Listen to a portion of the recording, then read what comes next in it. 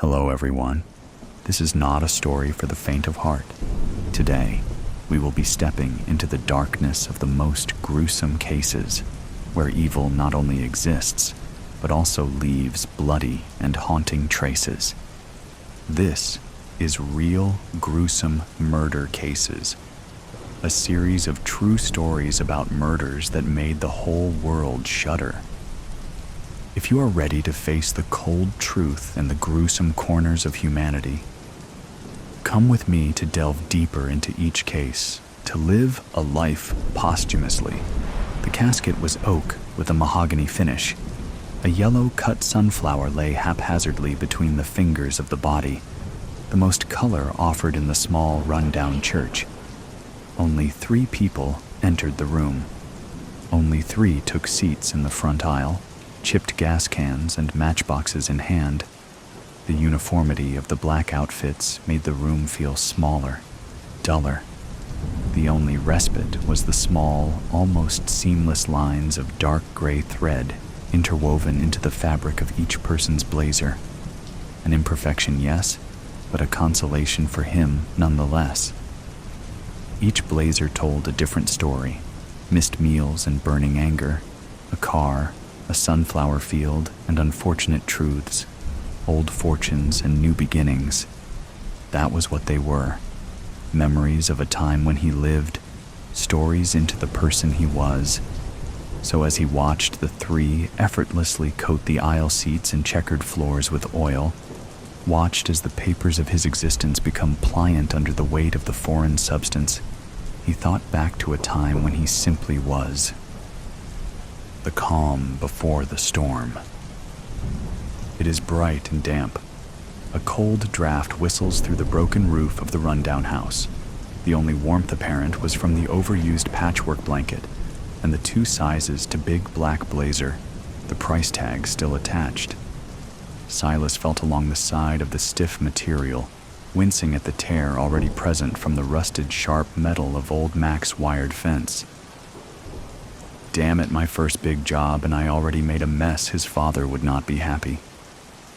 He got up and slipped down the stairs from the rickety attic, stopping shortly as he heard the hushed voices in the kitchen. He readied himself to flee before carefully peeking through the gap in the door. You said you would stop. You promised me you wouldn't steal or sell again, that when the kids were born, we would start fresh.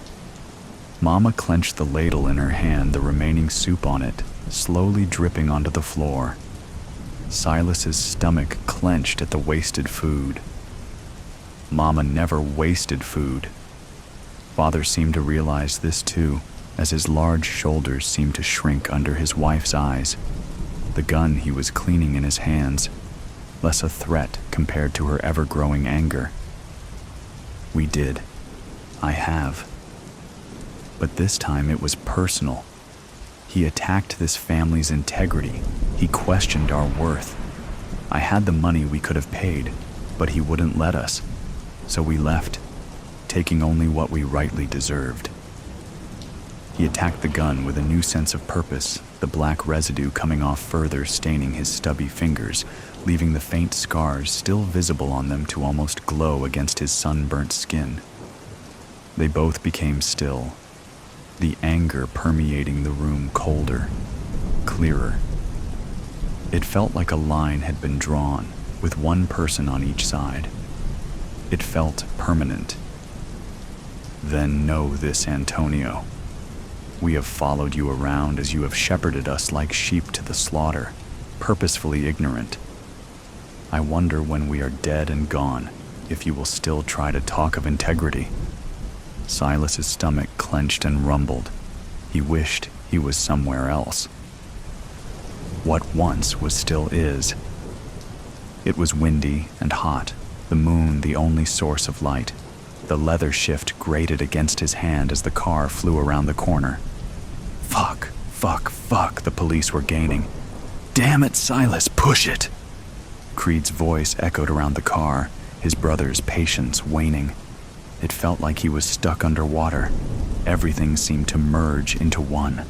His black blazer stuck to his skin as perspiration slowly fell down his neck. His fingers shook and his pulse raced. Breathing felt hard. It was too hot. It was too sticky. It was too dark. Everything was just too much. Houses passed in a blur as they raced away from the inevitable. The sound of the siren receded and returned like waves upon the shore. They were coming to the end of the street. Beside them, hidden behind the buildings, was a field of sunflowers. Their brightness diminished due to the enveloping darkness. Ahead was a dusted-out dirt road where they would most certainly be arrested. Creed's tattooed fingers came into his line of view, his pointer extended to the side of Silas. Turn here, down this side street. Once you get to the end, drive straight into those flowers and cut the engine. The car lurched to the left, the wheels leaving the ground from the sudden turn before gravity took over, and Silas rammed the vehicle into the complying field and buried the flowers under the tracks of his tires. Silas turned sharply once more before turning off the ignition. A loud silence consumed the car as everything settled, the void only filled by the slight tapping sound of their boots and stuttering breaths. The siren passed, taking with it Silas's anxiety, but not his anger. He waited a few before speaking. I thought this was meant to be a small job. No cops, no competition, just a simple drop-off. He watched Creed pull at the tie around his throat, his ample fingers moving quickly and with purpose. It was. Dad knew that Anthony would pull one on him, so he asked me to switch the cargo before handing it over. Anything the cops find will come back to him, not us. Silas scoffed. So he told you but didn't bother to tell me. We could have been caught, or worse, we could have died. I have an econ paper due, and instead of doing that, I am wasting away in a car with someone who would rather have no future. The veins on Creed's head throbbed as his anger increased. No future? This family is your future. How many times do I have to tell you that? Ondiam vai, os outros sagging. The sound of Creed's phone ringing stopped Silas from responding as he listened with bated breath to the sharply spoken conversation. The awkward silence rose as Creed finished his phone call, both boys now leaning on their slightly open doors, the cool breeze doing nothing to calm the blistering rage from their prior conversation. Dad said he will be here in 30. We've been asked to wait. Creed pocketed his phone, a scowl resting on his face. Silas looked at the sunflowers beside him, watching them sway and jitter like puppets on a string. Control or be controlled, as his father always said. It was a pity he wasn't the latter. He curled his fingers in feeling at the moon-shaped scars on his palm, forcing down the words he wished he could say, and closed his eyes. Yeah, I guess we wait. The end. The room was ablaze in orange and yellow, the snap of the fire against the brawny wood aisle seats and fabric curtains like the crescendo in a song, dramatic and loud. In all the abruptness and carnage, Silas felt at peace. Looking down at his body, hair slicked back, black blazer on, Silas felt he could finally move on. The slow opening of the doors drew his attention back as he watched the backs of his family exit the burning church. A small hand rested itself on his shoulder. Its voice was soft and almost overtaken by the symphony of sounds made by the flames. It is time. Silas took one final look at himself before turning and walking into the shadows, resolute. Buy the shoes. It's okay. Screw the budget. That's not this year's resolution. You deserve this. When the saleswoman asks you if you've done much running, laugh and gesture to your midsection. The woman will blink, force out a half-baked ha. It's a reaction of discomfort, not cruelty. You made it weird. You don't know why you feel the need to shame your own body in front of a stranger, but you blame it on her Lululemon leggings and air hostess smile. She makes you nervous. Most people do. When you go outside, sit next to a man on a bus bench. He's reading a book, and you recognize the cover from an English course in college. A man's body, clad in red, knight-like armor, with a white mask where his head should be. The mask is smiling and handsome on one side, twisted and snarling on the other, with a hollow void where his eyes should be. The Mysterious Stranger, by Mark Twain. Good taste. When you sit, notice how the man's eyes dash over in your direction. It's almost imperceptible, and no other part of him moves an inch. Convince yourself that the chill trickling down your spine is a sign of an early winter wind. The sweat beneath your arm says differently. Change into your new shoes right there on the bench. They're tight, but almost comforting, reminding you of the cattle squeeze chutes on the farm you grew up on. Your new shoes are white, because white seemed luxurious and fresh and symbolic. New beginnings, clean slate. Now, curse and rub your own spit into a dirt smudge on the side. Remember that white is rarely ever white at all. Think of the stains spreading like mold along shower walls. When the bus arrives, sit near the front. You'll only take it half the way home today and walk the rest. New year, new you. The man with the book sits at the back of the bus. This is your bus stop in a residential area you don't know well. Apparently, it's his bus stop too. Start walking. Notice he is walking too. This shouldn't make you nervous. You always see the worst in people. What is wrong with you? Therapy should have been one of your resolutions. It's been 15 minutes, you're almost home, but you don't want him to know where you live. So you walk past the turn to your street and feel your heart drop to your toes. You can smell the fishy stench of your own stress sweat leaking through your corduroy jacket. 20 minutes, almost out of the residential area. In a couple blocks, you'll be on Commercial Drive, where you can enter a cafe or a bar and have a panic attack in a graffitied bathroom stall until the perceived threat is gone. It wouldn't be the first time. When construction blocks access to the street crossing you meant to take, you'll have to find a detour. Luckily, there's an alley to your left, a shortcut to safety if anything. You just need to move fast. Good thing you bought those shoes.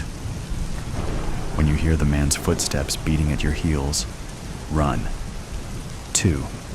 Eat healthier. Start your day off right with his bento box leftovers. He ate all the shrimp from the noodles and the sushi on the side, but saved you the edamame. That's all right. You didn't need those extra calories anyway. Don't make all that running and fighting from yesterday for nothing. Take a bite. You're not hungry, but you don't know when the next time you'll see food again will be. The noodles are cold, and they slide down your throat like earthworms. Don't complain about the temperature. Your mom always told you microwaves were evil anyway. You crouch over the food on a cold concrete floor. You've stopped crying long enough to take in your surroundings. You are confined to a small circumference around your bed, with a chain clamped around your ankle, the other end of it welded to a rusty metal pole coming out of the ground. The chain rattles with each move you make. Your bed is in the center of a room, bits of foam scattered around it from mice chewing the mattress. Next to it is a bucket, where eventually you will have to relieve yourself, though you'll hold it in until it hurts. There are no windows down here, and it smells like an old boyfriend's basement, a combination of mildew and old socks. Air so thick, you feel as if you could cut into it with a knife.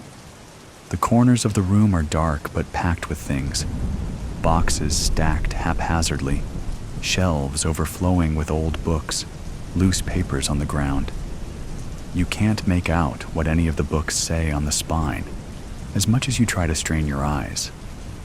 So much for that clue. When he tells you to eat, you eat. Whatever he wants with you, he doesn't want you dead. Yet, take comfort in this.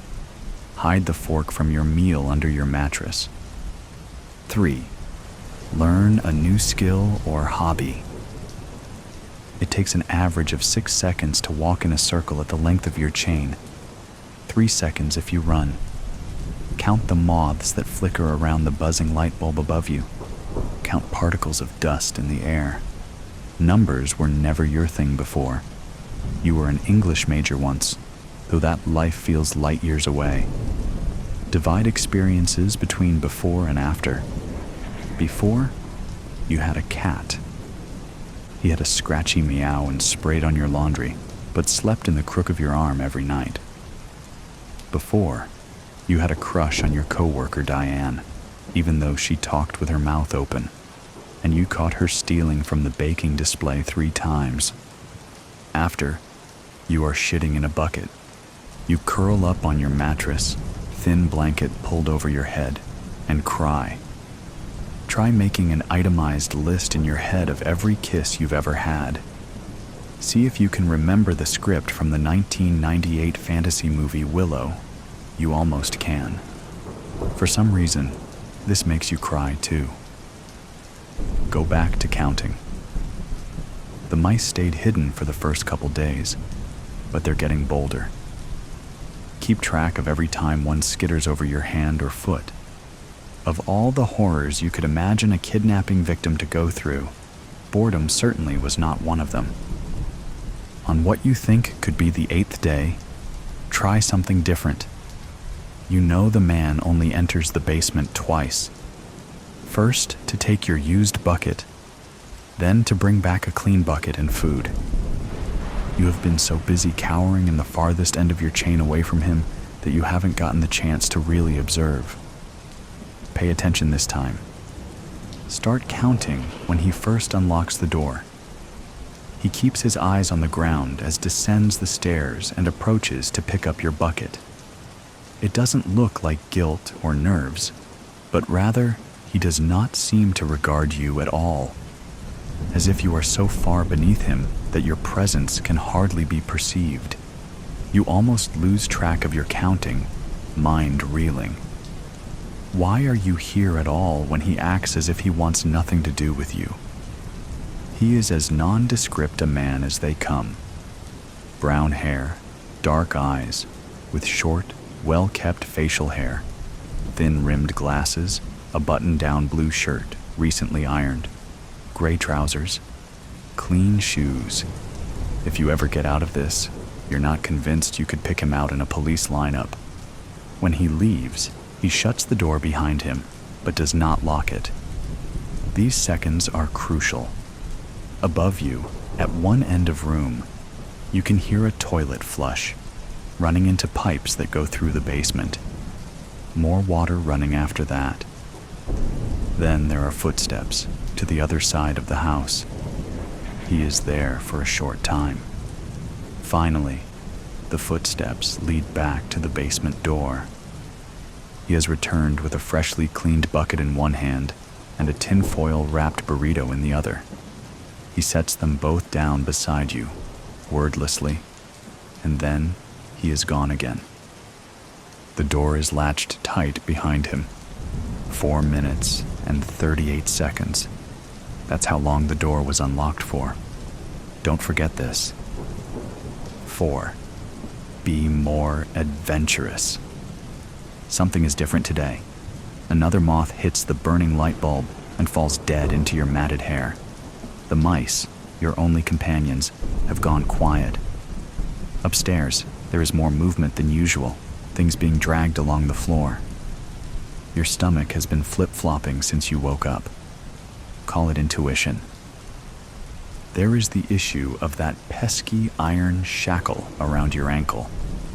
You made a valiant effort by nibbling off your toenails and using them as lockpicks, but they were too soft and bendable. You thought about breaking your ankle, but your heel would still be in the way. So now, you turn to the other end of your restraints, the metal rod coming out of the basement floor. At its base, it flares out into a square plate with large iron screws holding it down into the cement. The pole is speckled with a dusty red rust that follow down the first couple links in the chain. A memory flashes in your mind of you as a young girl, loose braids and dirt smudged over your summer freckles. Your dad had an old Chevy parked on the edge of the horse's pasture, weeds growing through the windows.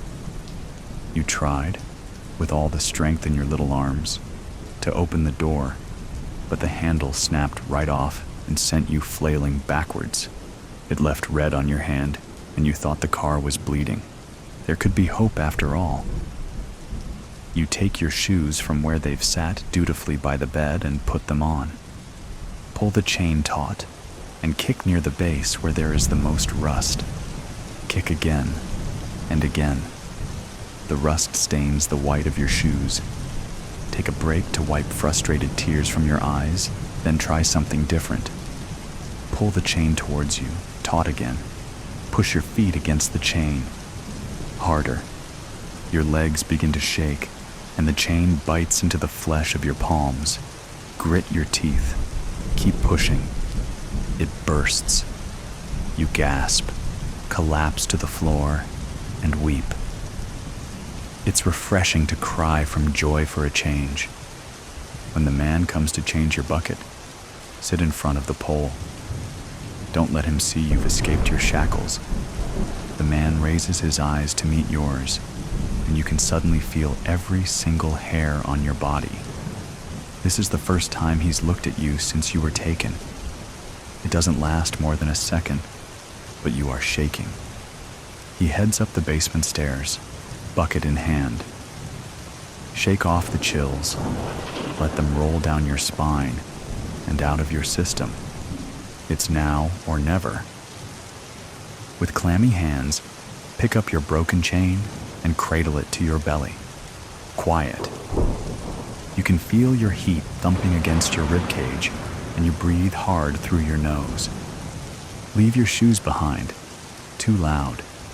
When you get to the stairs, pretend you are a feather, flitting weightlessly above the steps. Place your ear to the door. Try to hear past the pulsing of your own veins. The water is running. Open the door. 5. Read more books. When you wake up, all you see is a bright light ahead, and with some relief, ask yourself if you are finally dead. It takes a few bleary blinks for your surroundings to come back into focus. The light at the end of a tunnel becomes no more than a light bulb, flickered by the fluttering of wings. You are back in the basement. Sit up. Careful, not too fast. Your head rushes, and dots speckle your vision. You bring a hand to your head to steady it, but when you bring it down, your hand comes back sticky with red. You feel around with your hand some more, find that your hair is matted and clings to your forehead. Beneath the hair is the source of blood. It doesn't seem to be actively bleeding much, and what is there has already coagulated. Beneath where your head was laying, the mattress is soaked with your blood. You shuffle backwards away from it as your breathing grows erratic and shallow. Try to wipe your red hand off on your jeans. The blood is already caking under your fingernails. On unsteady legs, you manage to stand up. You realize that although you are back in the basement, your chain is still broken. Look frantically around the room for a weapon, or another escape you somehow missed before, until your eyes land upon the boxes and shelves. Maybe something in there could help. You hobble over to it, dragging your chain behind you, and throw open the first box you reach. It's only paper, and as you rummage, you leave red smudges and fingerprints all over them. You aren't paying attention to the words, but an image catches your eye. You stop, pull out the paper. It's a diagram of sorts, with labels and instructions in a language you can't understand. But what you do understand is that this diagram looks awfully like a pentagram. You pull out more papers, pay closer attention. Drawings of cloaked figures, goat heads, numbers and lists written in Latin and other old tongues. Box after box, they're all the same. You turn to the bookshelf, flipping open dusty tomes to more diagrams of demons. You toss the books on the floor, and they land with a satisfying thud. You blink back the dots forming in your eyes and steady yourself. Above you, footsteps are approaching the basement door. You lay back down on the mattress and pretend to be unconscious, right where he left you. 7. Appreciate the little things. You peek through your eyelashes. He is painting a pentagram in white on the floor. Beside him is an assortment of strange objects: wax drip candles, fragments of leg bones, a skull, raven feathers in a jar, glass vials of liquids and powders, glistening gemstones. It's almost comical, the most generic, vague Satanism you could imagine. A half-frantic giggle bubbles in your chest, tugging at the corners of your mouth.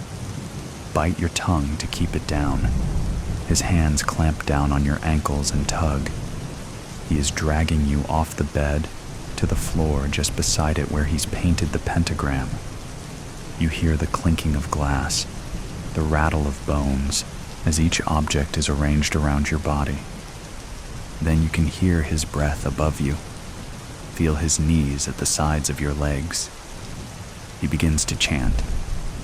You risk a peek through small slits in your eyelid and see him kneeling over you, book in one hand and a knife in the other. You kick him in the stomach. He gasps and reels back, dropping both the knife and the book. But before you can scramble away, he is on you again, pinning your wrists to the ground. You can feel his hot breath on your face, spit flying out of his heaving mouth. He curses at you and tells you to stay down. Your fingertips brush the edge of the mattress beside you. Remember what you kept from the first day you woke up in this shithole. The fork. 6. Set healthy boundaries with the people in your life. You feel around for the metal, find its handle, grip it hard, then spit in the man's eyes. He loosens his grip on your wrists for just long enough. With utensil in hand, you thrust your arm up until it meets with his neck. The prongs sink into his flesh, as is he, or nothing more than a dense cheesecake. Now, he looks you in the eyes, and you do not cower. You hold there for a moment, driving the fork deeper in, just in case. When you let go, he takes a moment to react. Then his eyes widen, still locked with your own, and he stumbles backwards off of your body. His hand fumbles for the fork. There is blood trickling down onto his freshly ironed shirt. With a shaking hand, he pulls the utensil from his flesh, causing the blood to rush to escape the open wound in thick spurts. He holds a hand tight to his throat, trying to slow the loss, gasping and sputtering. He turns and runs to escape the basement. Get up. Follow him. As he fumbles with the lock on the door, you grab the back of his shirt and pull. In his shock, he loses balance and drops his key on the step beneath the door. He tries to grab onto you as he falls backwards, but you step quickly to the side and cling to the stair railing. Watch as he tumbles down the stairs, landing hard on the concrete below. He struggles to get back up, only making it to his knees as his movements grow more sluggish. You can hear him gargle on his own blood. He clambers towards the stairs again. Pick up the key. Your heart flutters at the click of the door unlocking. Open it. Ahead of you is a hallway, at the end of which is your exit to safety. Don't look back at the man groveling at your heels. Step out, shut the door behind you, and lock it tight. Found you. Grandma is dying, but she has lived a long and good life. At the age of 97, she was in remarkably good shape until a cancer diagnosis 3 months ago. She made it clear from the start that she didn't want to fight it. No chemo, no radiation, no surgeries. Just keep me comfortable and let me die in my own home, was all she asked. My sister, Lori, and I were supposed to be taking turns staying with her in her house, but Lori works a lot. I am basically staying here full-time. Fortunately, my job is a remote research position. Grandma was skeptical when I told her that I could work from home, or from her house, or wherever I happened to be. For her, a job is a place to go every day, not something you can do just by opening up your laptop. I set up a makeshift office at her dining room table. After working in silence for a few hours, I decide to check on Grandma.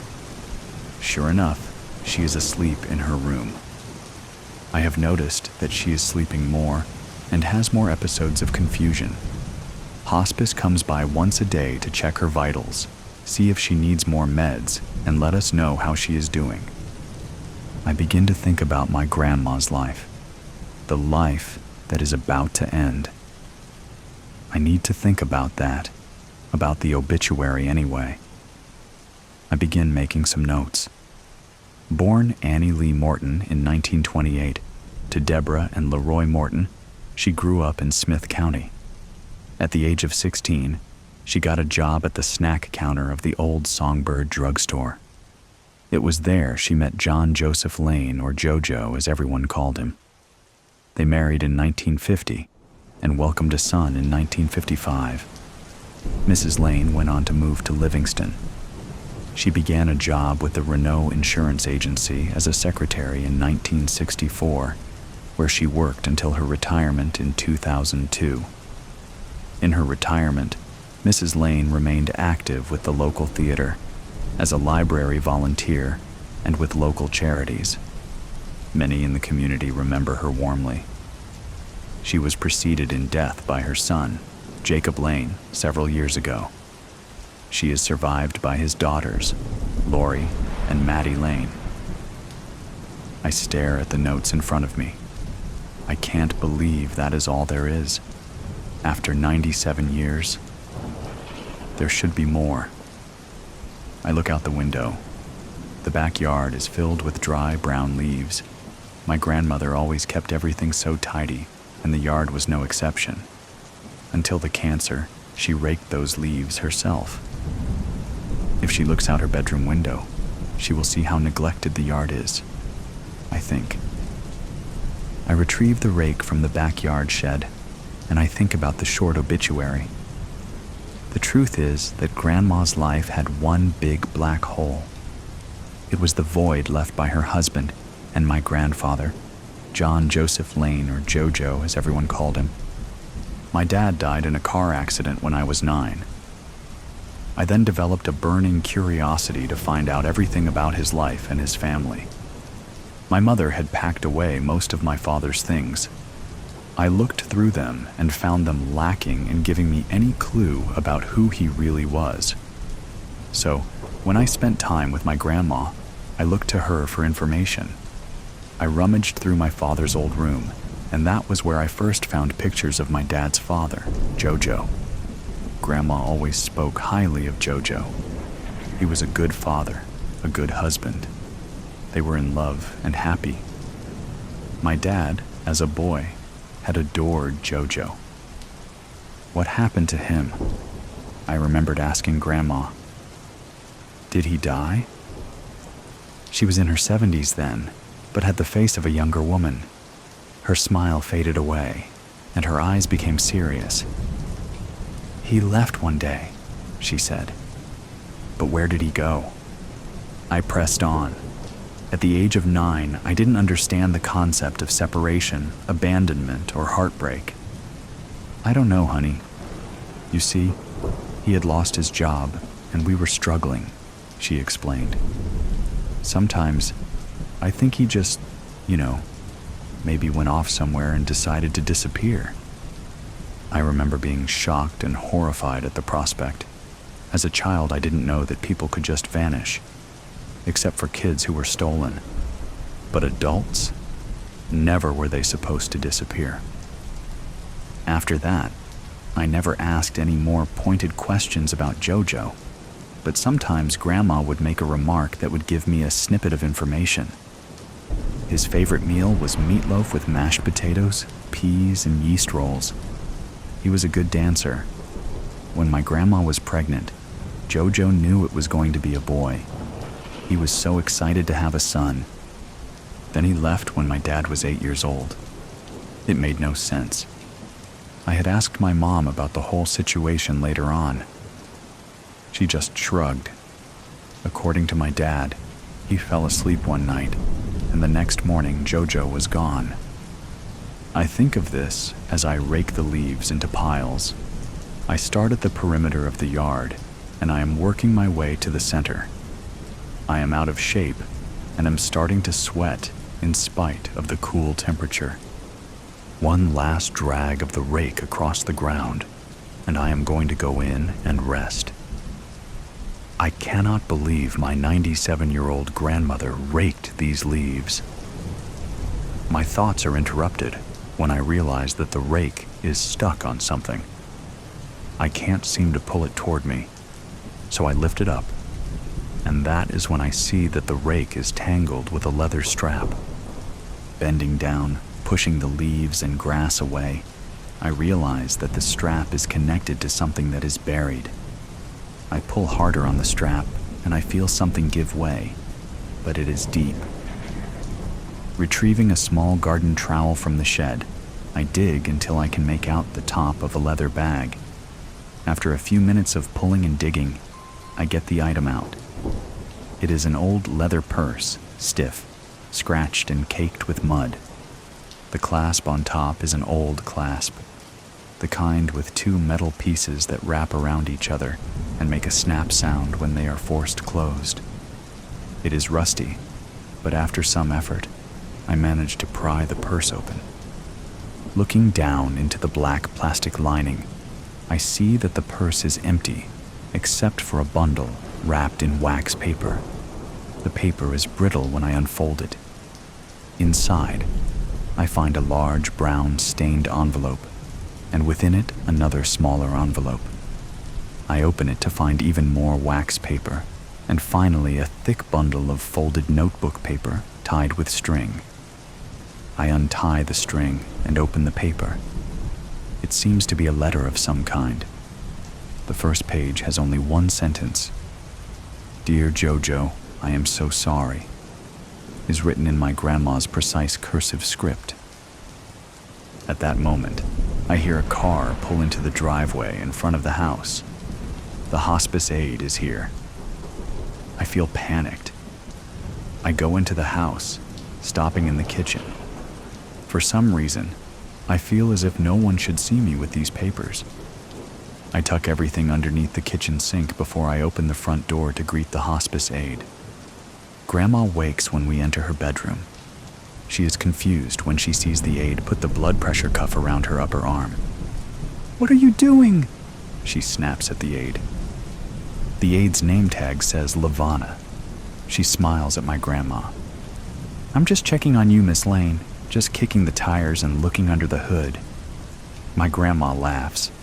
"I think my transmission is going," she says. We all laugh. "Maybe so, but your motor is still running, Grandma," I tell her.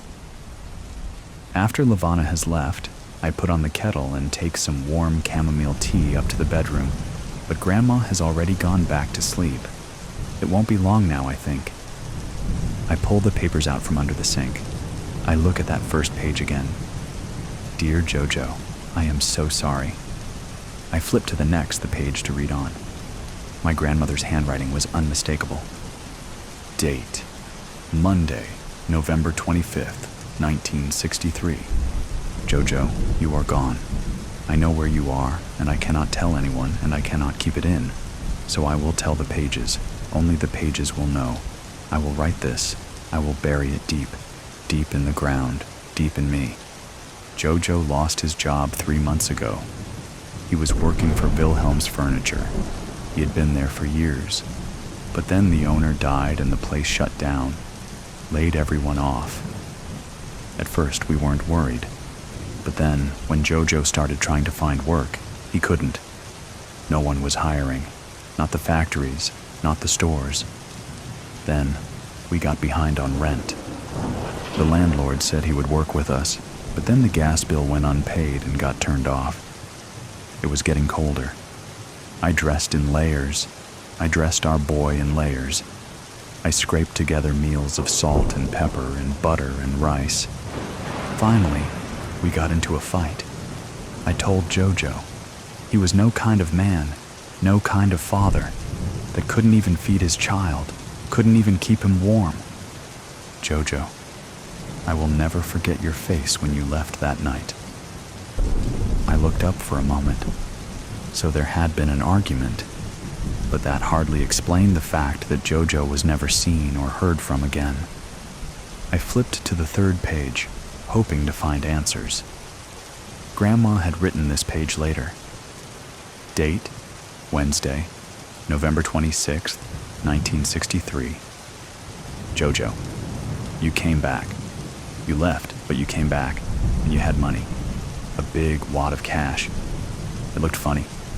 It was smeared with something, and then I realized that it was blood, and you were bleeding from your side, but you said it was nothing. You told me to hide the money, use a bit of it to buy food and pay the gas bill and rent, but hide the rest. Then you said you had to leave. Jojo, you said you were going to go to our cave, the one we used to go to when we were courting. You would be back in a few days. If anyone asked, I was to say that you were out of town, looking for work, and that you would be back, but you never came back. Within the handwritten pages was a newspaper clipping. It was about a robbery of a tavern 2 counties away. I read the clipping carefully, suspecting what it had to do with Jojo. The headline was big and bold in all capital letters. Robbery gone wrong. 1 dead, money missing. Officials are still trying to piece together what happened at Big Al's Tavern on the night of November 23rd, 1963. The tavern was reportedly not very busy, and the last customer who left at midnight reported seeing the owner, Al Harvey, cleaning the counter as he usually did at closing time. The next morning, Big Al would be dead on the floor of the tavern, and a trail of blood led out the door. Unfortunately, it was impossible to track further because of heavy rain during the night and early morning hours. Eyewitness accounts state that a man in a red-checked shirt was seen running into the woods behind the tavern. So Jojo, desperate to provide for his family, had committed a robbery. It was almost heroic, but I couldn't push away the grim thought that he had somehow killed a man in the process. Looking down into the bundle of paper, I see another newspaper clipping. Big Al put up a fight. Sheriff Ernest Glenn stated in an interview that officers have been able to figure out what probably happened during the robbery at Big Al's Tavern on the fateful night of November 23rd, just 1 day after the assassination of our president. While the nation was in mourning, someone entered Big Al's just after closing to rob the tavern. Big Al was no pushover, however, and had other plans for the perpetrator. From the amount of blood spilled, it looked as if the unknown assailant was stabbed deeply, at least once. Unfortunately, Big Al was injured during the struggle and died of a head injury sustained when fell and hit the wooden bar top on the way down.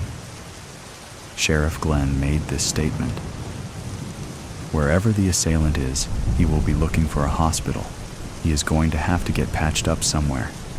We will find him. It doesn't matter if Al died from the fall. We will be looking at murder charges. The next page was dated Friday, December 6th, 1963. It was written in Grandma's handwriting. Dear Jojo, I went to the cave. I know you told me to wait, but I went to the cave where we used to go, where we spent so many hours talking with each other, loving each other. I found you there, my darling. At first I was relieved to see you, sitting against the wall. Then I saw the blood that had poured out of you, your eyes unseeing, your skin marble cold, and there you were in front of me, and gone at the same time. I will tell no one. I love you, and I will tell no one what you did or where you are. Goodbye, my love. After that, she had written one more thing. $5,576. I guess that must have been how much Jojo had gotten from the robbery. I was stunned. It was all here, the solution to our family mystery. Jojo had committed a robbery to keep his family fed and warm. A fight between him and owner of the business ensued. Jojo was seriously injured. The other man was killed in the struggle. Jojo managed to make it home, give Grandma the money, and take refuge in a cave, where he died of his injuries. Upstairs, I hear my grandma stirring. I hide the papers underneath the couch cushion and run upstairs. She is out of bed and so confused. I need to get to work, she tells me. Where? I ask. She is impatient with me. The drugstore, silly. Who are you anyway? I'm your granddaughter, Maddie, I answer. She laughs. I don't have a granddaughter. I'm only 18. I realize that her mind is somewhere back in time, before the tragedy of Jojo. Do you have a boyfriend? I ask slyly. Grandma smiles again. His name is Jojo. He is so handsome. He takes me courting in the cave behind the old Myers farm sometimes. We can be alone there. Then the smile fades. Where am I? She asks. I tell her she is home and I help her back to the bed. That is the last time she speaks. Grandma dies the next night. I hide the letters at my own apartment and never tell anyone about them. It took me a few days looking through old property records to figure out where the old Myers farm had been. A mall sits there now, but it is long since closed and abandoned. The woods behind it are still intact.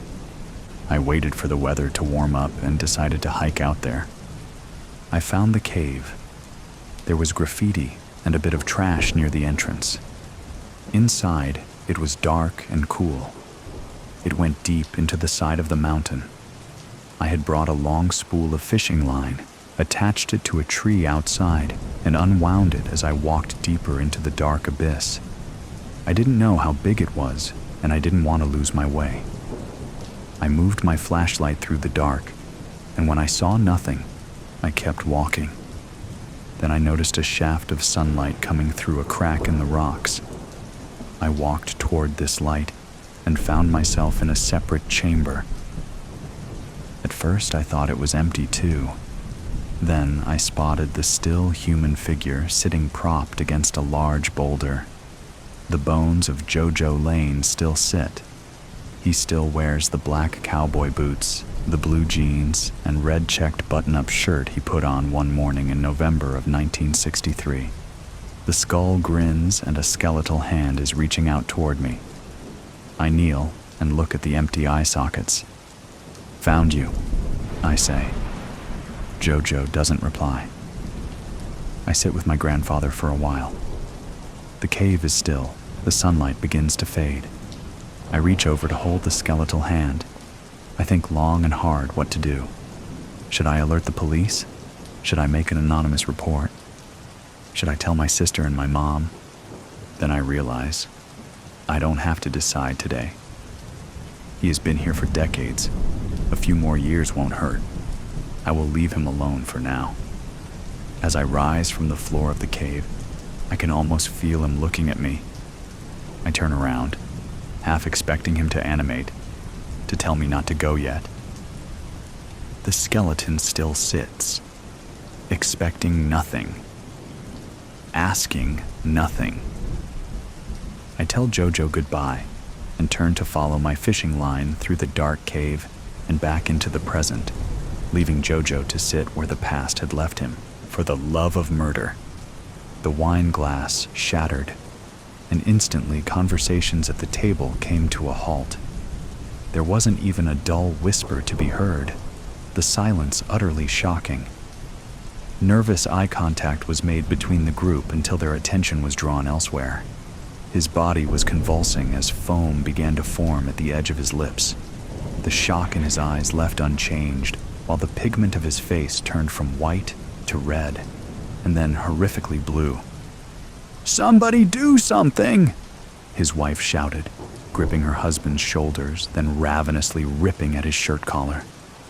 The silence then broke, not into conversation, but the sounds of clattering utensils and chairs being pushed aside.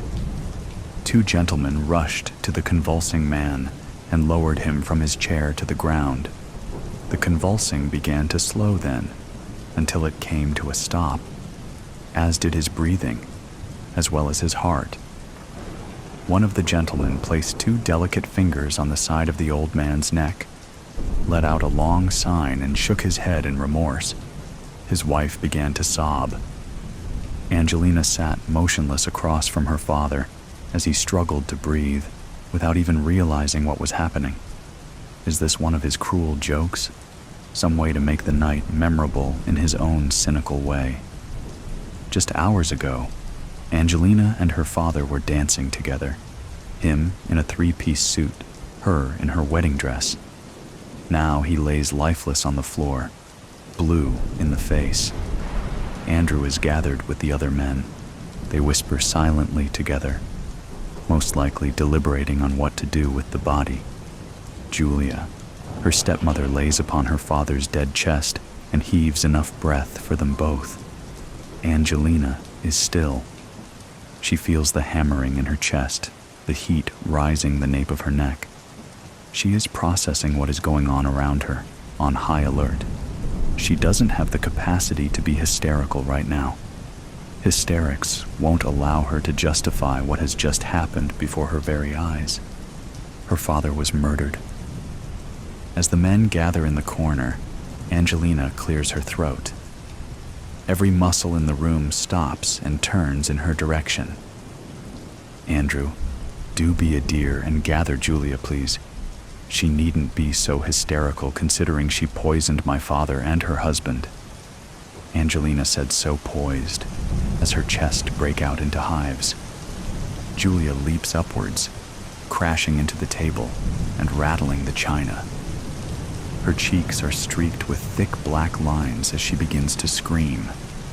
She lunges across the table where Angelina is sitting, forcing the gentlemen to leave their huddle and offer their assistance with subduing the events that are about to unfold. Angelina sits unscathed. "You wretched brat! How dare you say those words and accuse me of such? I will not stand for this in my house, you unworthy fool." Julia's claims come in short stabs as she continues to struggle against the gentleman holding her back.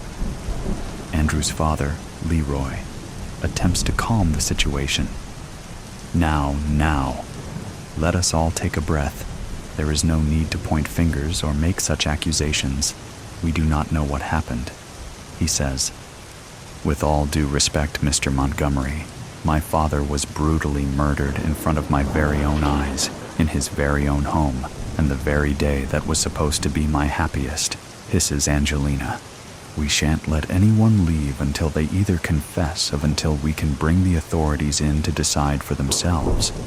I for one know Julia has been pressuring father to update his will to denounce me as full beneficiary of his estate since Andrew and mine's engagement." Angelina is wild-eyed now. Her stoic demeanor during the events has dissolved into utter rage. Andrew makes his way to her side. Julia is being restrained by Andrew's brother and father. Her sobs have evolved into a low growl, wolf-like, ready to plunge for Angelina's neck. This is obviously a horrific event, one that cannot be rectified. As my wife is saying, I don't believe this to be pure coincidence or even an accident at that. "We were all drinking the wine tonight, were we not?" Andrew asks. The remaining guests look amongst each other and nod simultaneously. "And yet none of us are exhibiting the effects that overcame Mr. Lawrence. Poison is not out of the question.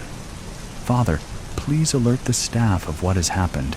See to it they promptly head to town to alert the authorities of this situation. As for everyone else, please meet in the main room. We will gather there until further instruction."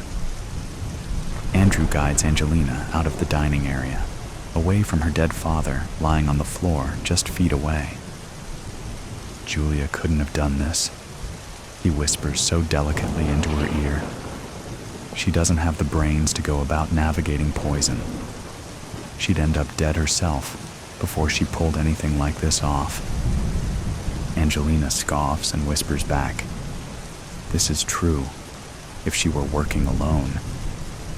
In the main room, the 5 dinner guests gather. Leroy enters shortly after, out of breath, notifying the group that the stable hand has taken upon himself to ride to town to alert authorities. Henry, Andrew's brother, works to start a fire. Julia, with her now untamed hair and cranberry sauce-stained dress, finds a chair in the corner and begins to sob, less hysterically this time. Angelina and Andrew take to the main couch.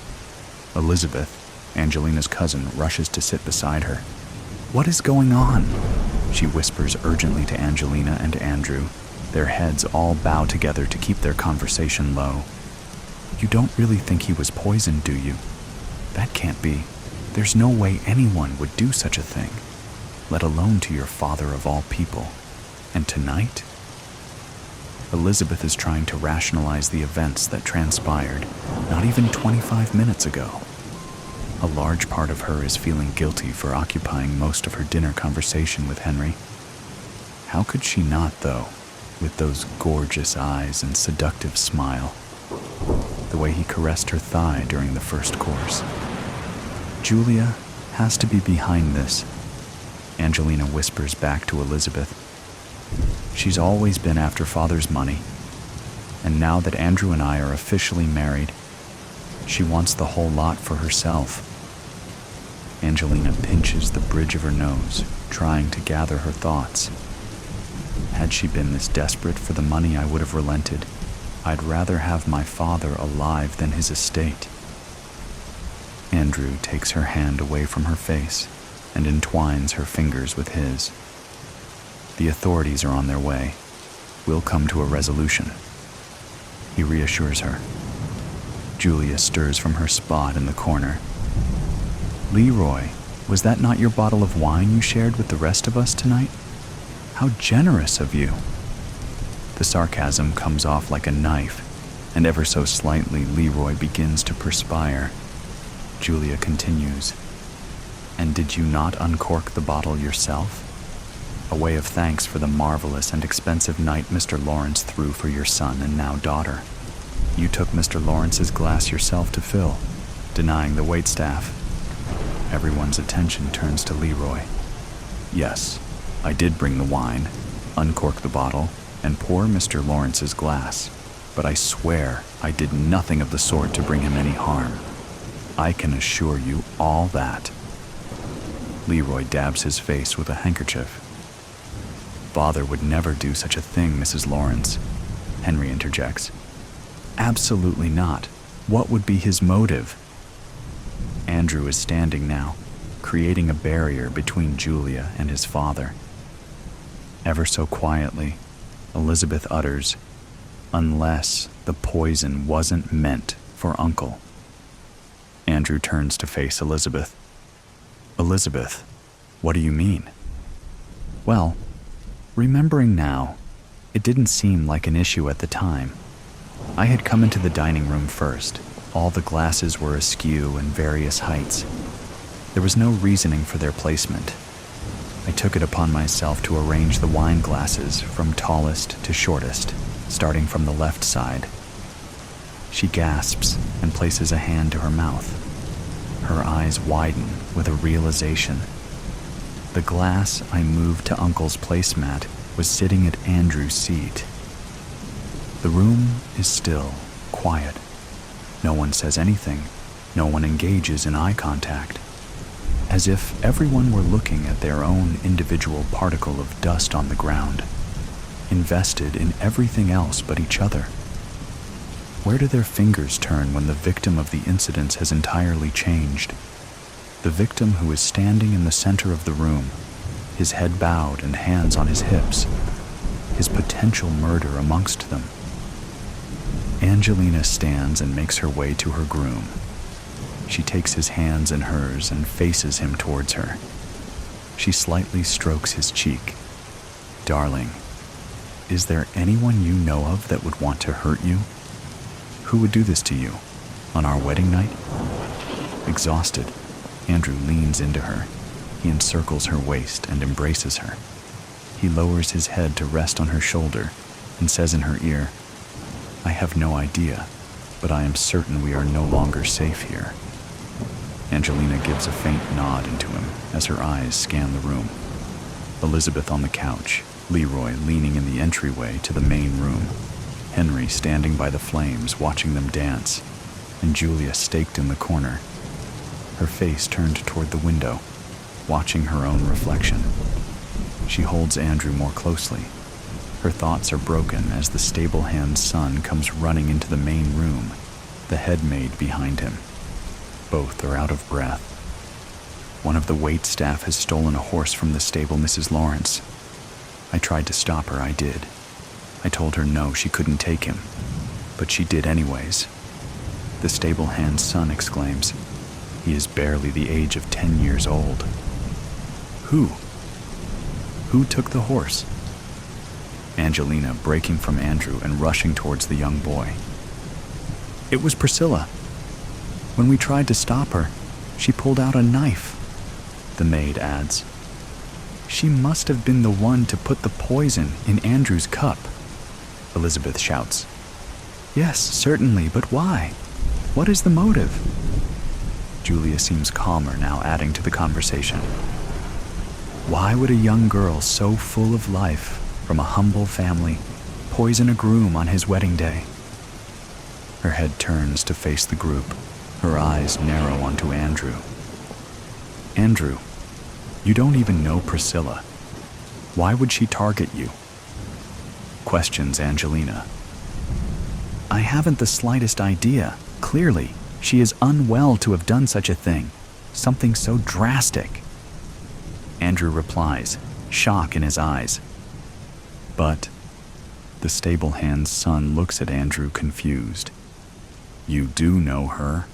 I've seen you both together, late at night entering the stable, but you never take the horses out, and you always come back picking hay off each other." Julia breaks into her hysterics again, but instead of sobbing this time, she's uncontrollably laughing. The Dark Files of Lazarus, case number 13. Lazarus, the city built upon the ashes of Los Angeles, has irony in mounds as high as the carbon steel coins piling up in the newly formed vaults. Theo Baxton was the 13th child born into this city after its establishment. Blessed at birth, cursed at life, again, the irony piles on.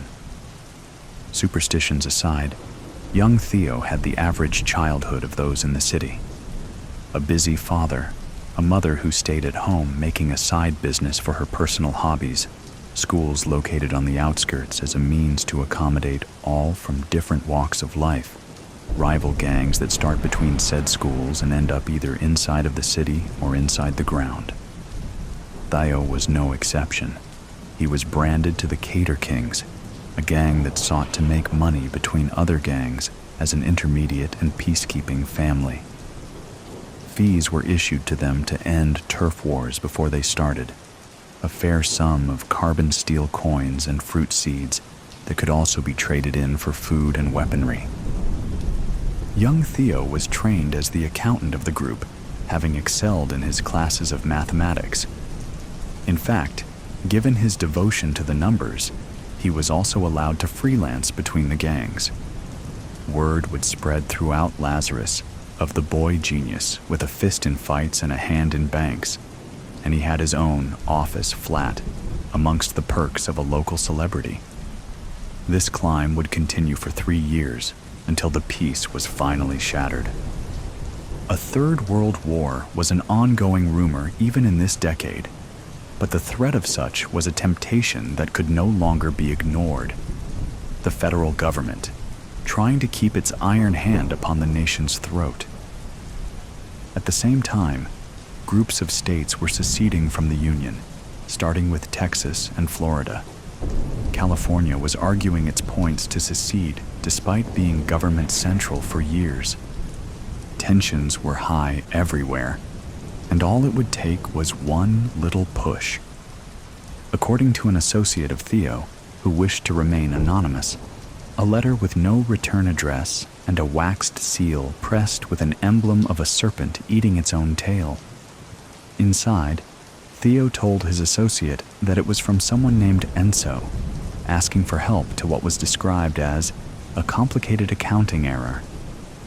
Despite Theo's policy to only work with people within the city, the letter promised a large reward, $50 million in carbon steel, with an extra $5 million sent to him as an incentive. All he had to do was leave his answer outside of his door by the second day of receiving the letter. The answer was yes. On the fourth day, the associate stated that a large sum of carbon steel was made to Theo's personal vault.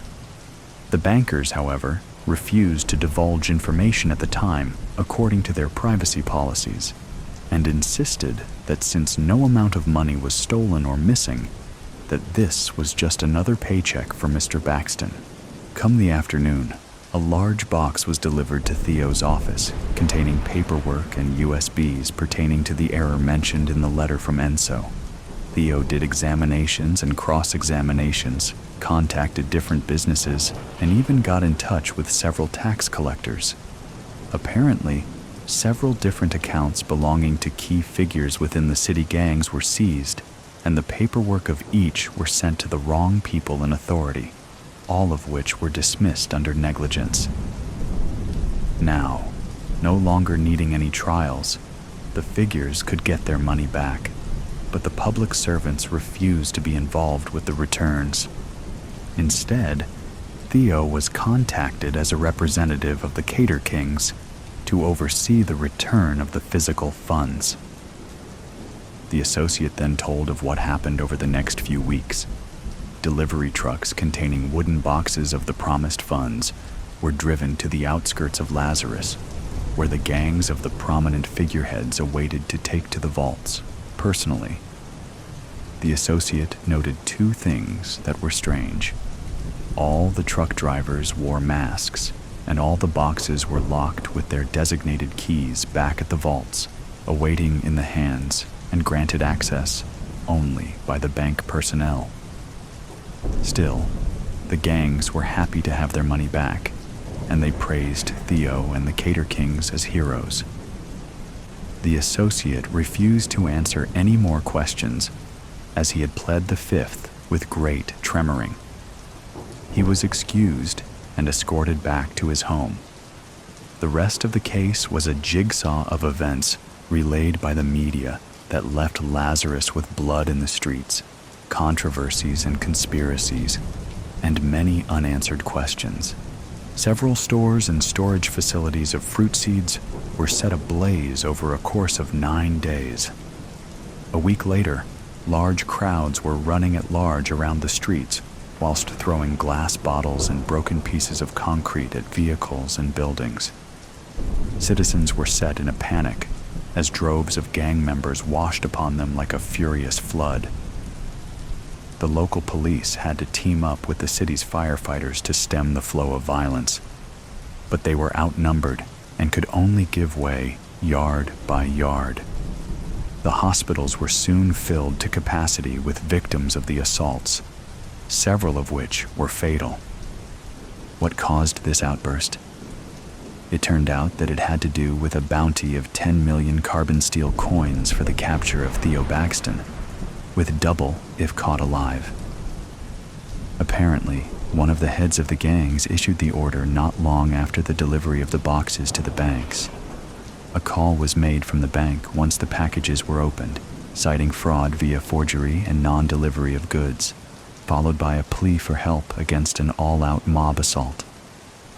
The police noted that none of the perpetrators used any weapons outside of the bank's own supplies, from chairs to pens and even magazines, with hysterical employees reporting threats against the traitor, the embezzling rat, with maledictions attached.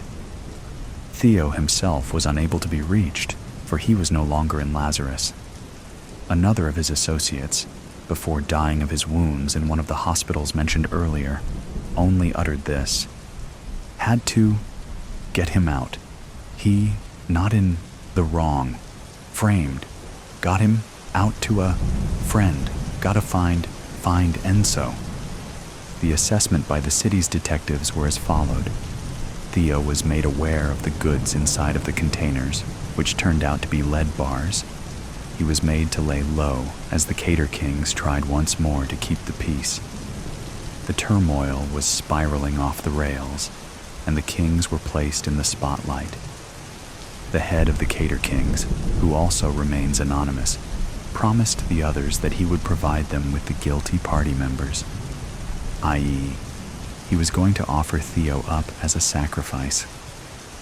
Theo was made aware of this by one or more of his associates, official or on the outside yet on his payroll, and had to arrange for departure.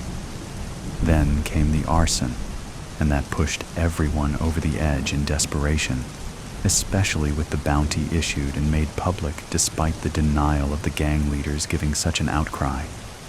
Theo and company had to fight their way out of his flat and office to the getaway vehicle, which had to blow through pockets of people, as obtained from the records of different doctors overseeing patients who were all victims to the same speeding car that bowled them onto the streets. All good things must come to an end, and for a young man with a talent for numbers, it was almost curtains. About 900 people were admitted to the hospitals, with 88 losing their lives. Amongst the lost were 13 cops, 15 firefighters, 9 store owners, and a mixture of citizens and gang members. In the aftermath of one of the darkest moments of Lazarus, the questions still rebound about the roads and haunts. Who was Enzo? Who really sent the bounty, if not any of the gang leaders? Where was the money? Where is Theo Baxton? Until the young accountant is apprehended, no one knows. There is doubt that even he will know. Authorities are looking as far as the coastlines, but so are many a gang member, with the Cater Kings intent on making good of their promise. Once, a city of angels was promised. Now, a den of devils has been erected, and it calls out for nothing less than vengeance. Just ask for mercy. It's a tricky section of the garden, shaded and north-facing, but the foliage thrives under my watchful eye. I ensure it grows lush and verdant, and only I can coax it from sulking in this hot, dry weather. I'm pleased to see the blue-green tones of Siboldiana flourishing beside the golden variegated undulates leaves. I'm outraged by the pockmarked damage I've discovered, and search for the culprit amongst the ovate leaves. There, a snail clings to the underside of a leaf, sucked close in a non-consensual and greedy kiss. I prise it off, and the shell implodes in my pincer grip, crushed mush oozing between my fingertips. I discard the muck onto the soil with disdain, satisfied that feeder has now become food. A gardener must be brutal, constantly battling soft-bodied grubs, mandible-fanged pests, plagues of aphids and creeping insidious blight, all in order to protect the precious shoots and trembling new leaves. She must also have a hard, calculating heart to destroy what was previously nurtured, cutting back and curbing life when the time comes, sacrificing what was once so carefully created. I, the gardener, am like God. Through me, nature flows, giving vigor to the strong and enabling the weak and damaged to pass. Inside the house, the landline telephone clamors, taking 7 rings for Mrs. Nolan to stir from her armchair, doze and mobilize her arthritic joints to answer it. Crouched here beneath the open kitchen window, I am perfectly placed to eavesdrop what she says. Hello, this is Miriam. Oh, I'm as well as can be expected. And you? Yes, a very hot spell. The garden's very thirsty. Oh, really? You're too kind. Honestly, it's too much. It's an absolute honor. I can't quite take it all in. Trevor would have been so pleased, so very, very pleased. Thank you ever so much. It's all such a surprise. I certainly will, and you too. Cheerio. The telephone pings as it's replaced in its cradle, and I sense Mrs. Nolan shuffling along to the back door to find me. I muse over the emotional wobble I overheard in her voice. She's been prone to tears since Mr. Nolan's unfortunate accident, and numerous well-meaning villagers have phoned to offer comfort, but this call was a curious one, and I'm keen to be enlightened. Mercy, are you there? Right over here, Mrs. Nolan. I sound as sweet as maple syrup. Mrs. Nolan emerges from the side of the house, blinking in the bright sunshine, taking a moment to locate me by the shadowy border. I've had the most remarkable news, Mercy. The village committee have nominated me for the Best Blooming Garden Award. How kind of them. I'm sure it's Trevor's dahlias that persuaded the judges. He took such meticulous care of them. Trevor deserved the nomination, not me. He'd have been so proud, but it's too late. Both Mrs. Nolan and I glance involuntarily to the place on the lawn where Mr. Nolan was found. I am pleasantly surprised to notice how prolifically the daisies are growing. They're clearly thriving from minerals in Mr. Nolan's blood. Here we go. Mrs. Nolan's eyes are welling up, and her chin is wobbling. I stand, knit my eyebrows together with a show of concern, and gently usher her back indoors to put the kettle on. That's when I know there is no hope left for Mrs. Nolan. A well-meaning nomination, probably from sympathy votes, has exacerbated her misery and reduced her to convulsive weeping, proving any pleasure in life is now well beyond her grasp. What particularly irks me is that the dahlias were mostly attended to by myself, at least ever since Mr. Nolan's stroke last year, and I've exclusively cared for them since his recent demise. The dahlias, the roses, those blousy, vulgar petunias that Mrs. Nolan chose, and I obediently bedded in. The nomination is all thanks to me. The world has no place for the old and feeble. In this very garden, right under our noses, nature uses all manner of macabre means to ensure order is kept. Pincers, stingers, poisons, parasites that eat their host slowly from within. Although violent, these acts are essentially a great kindness. A kindness Mrs. Nolan now deserves. Star. I ponder my options. Whilst some impulsivity was involved with Mr. Nolan, this time I'll carefully consider my plan. Not to say last time wasn't efficient and effective. I'd taken great care that afternoon to prune the privet hedge to perfection. I was clearing away the cuttings, gloved as the sap can sting, whilst Mr. Nolan limped up and down, pedantically questioning some cross-branch irregularities he perceived in the shrubs. I pitied him, unable as he was to appreciate my work and no longer able to manage the shears himself with one useless arm. It was the least I could do to relieve him of his agitation once and for all. Stepping close, I plunged the points of the shears into his fleshy, cotton-shirted paunch, which gave little more resistance than a fish belly, and slid the blades upwards under his ribs. It was remarkably easy. This single moment of pain was all it took to free him from his frustrated, failing body. A poppy crimson stain blossomed under his spread fingers as he clutched his gut in a futile attempt to hold back the seeping blood. Before my eyes, his pallid face became slack-jawed with disbelief. He gurgled and spluttered, eyes bulging pleadingly, but there was nothing left to be said. As he staggered, I gently grasped him by the shoulders and guided him down to the ground face first, so the blade tips emerged through his back like fresh new shoots. It looked every bit the tragic accident, the clumsy fall of a foolish man carrying tools he couldn't handle when he should have left the work for the gardener. I removed the remaining cuttings under the pretense I'd left much earlier and left him for Mrs. Nolan to find after she returned from the parish cake sale. Perhaps a similarly violent end for Mrs. Nolan would be fitting. I'm briefly excited by the thought of her pale wrists cut to scarlet ribbons by secateurs. Driven to suicide by grief, of course. I suspect the bleeding out could take some time, and given the neighbors' windows will be wide open in the summer heat, enabling them to hear her screams, maybe this is an unwise option. A fall on the patio?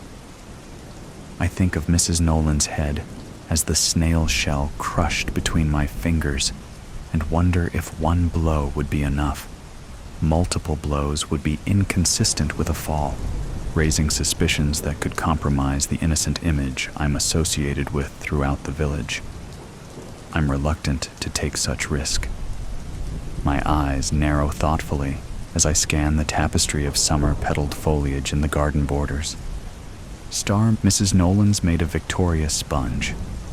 She tells me it's to celebrate the Best Blooming Garden nomination, but I can see her tired old heart's not in it.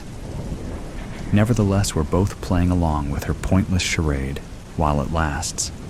"Do have a slice before you go," she urges me. "I'll wrap up an extra slice for you to take home." We're sat at her little kitchen table. I've taken Mr. Nolan's chair as I'm curious to see her reaction, but she doesn't comment. She's adored my company since he's been gone. Evidence of her lonely, pitiful existence. My heart swells to think that soon I'll have released her from her misery. "Won't you have any tea, Mercy?" She looks quizzically over the top of her cup at my untouched one. I'm enjoying the delicious cake, Mrs. Nolan. I'm certainly glowing with anticipation, not at the sickly slice on my plate, but to see beads of sweat break out on her forehead. Mrs. Nolan raises a hand, her heart, probably feeling some palpitations. "Mercy, you've been a rock over these last few weeks. I don't know how I would have coped without you," she tells me earnestly. A curious sensation passes through me, a brief flicker of guilt, possibly even doubt. After all, it's not too late, is it? I push the inconvenient emotions away, remembering my role as gardener requires ruthless management of the weak and sickly. And I wait. It's all happening fast now. Panic creeps into Mrs. Nolan's face as her heart begins to gallop like wild horses. She gasps, reaches out a hand towards me, but knocks my plate of cake onto the floor. Both smash into pieces on the tiles. Digitalis perurea, a cottage garden favorite commonly known as the foxglove, is an excellent pollinator, adding height and structure to summer borders. It's also highly toxic. The foxgloves I propagated have been glorious this year, in my opinion, outshining the dahlias by far. From the unripe green seeds, I've ground a paste and steeped it in the tea that Mrs. Nolan's poured from the pot. Her cup stands empty on the table, white and fluted like the trumpet of a foxglove flower. I watch closely, and am certain Mrs. Nolan experiences minimal pain as her racing heart outruns itself, my face disappearing from her view as her vision blurs and darkens. At her age, no one will suspect a thing. Star, the village shop door tinkles as I enter, and I wait patiently while Janet serves a child buying sweets from one of the large jars on the shelf. I smile indulgently at the youngster who glances uneasily at me and takes a wary, wide sidestep around me as he leaves. so strange that children often sense their vulnerability better than their adult counterparts. Mercy, how are you bearing up? Janet is the picture of kind concern. Such a blow to hear about Miriam. I heard you were there when she took poorly. It was terrible, I murmur, eyes downcast. She'd never truly recovered from finding Mr. Nolan in such a state. It was the shock, wasn't it? And a broken heart. Maybe it's all for the best. Janet shudders before her bright demeanor returns. What can I help you with? Could I pop a note in the window, please? To let people know I'm available for work. With Janet's permission, I take out from my bag the card I've carefully written my number on and slide it into one of the plastic sleeves hanging in the shop window. It's placed alongside local business cards and adverts for piano tuition and babysitting. In my neat, orderly cursive, I've written my number and a friendly message. I'm confident there will be a good response, especially as the Best Blooming Garden Award is still up for grabs. Does your garden need some love and care? Call now for experienced help. Just ask for mercy, drowning inside. What time do you call this, Maggie? I know, I'm sorry. The traffic. Don't give me that. You're never late. I had things to do. Things? Like what? Jimmy, don't start. What's with the sunglasses?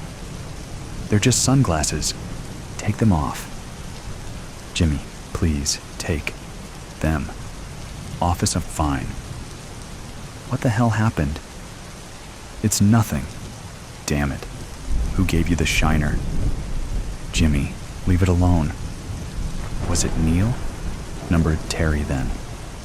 Jimmy? It was, wasn't it? Fine? Yes, it was Terry. That son of a... Why? Jenkins. Keep your voice down. You don't know about my problems, sir. We don't want to hear about your private life, Jenkins. I didn't come here to fight, Jimmy.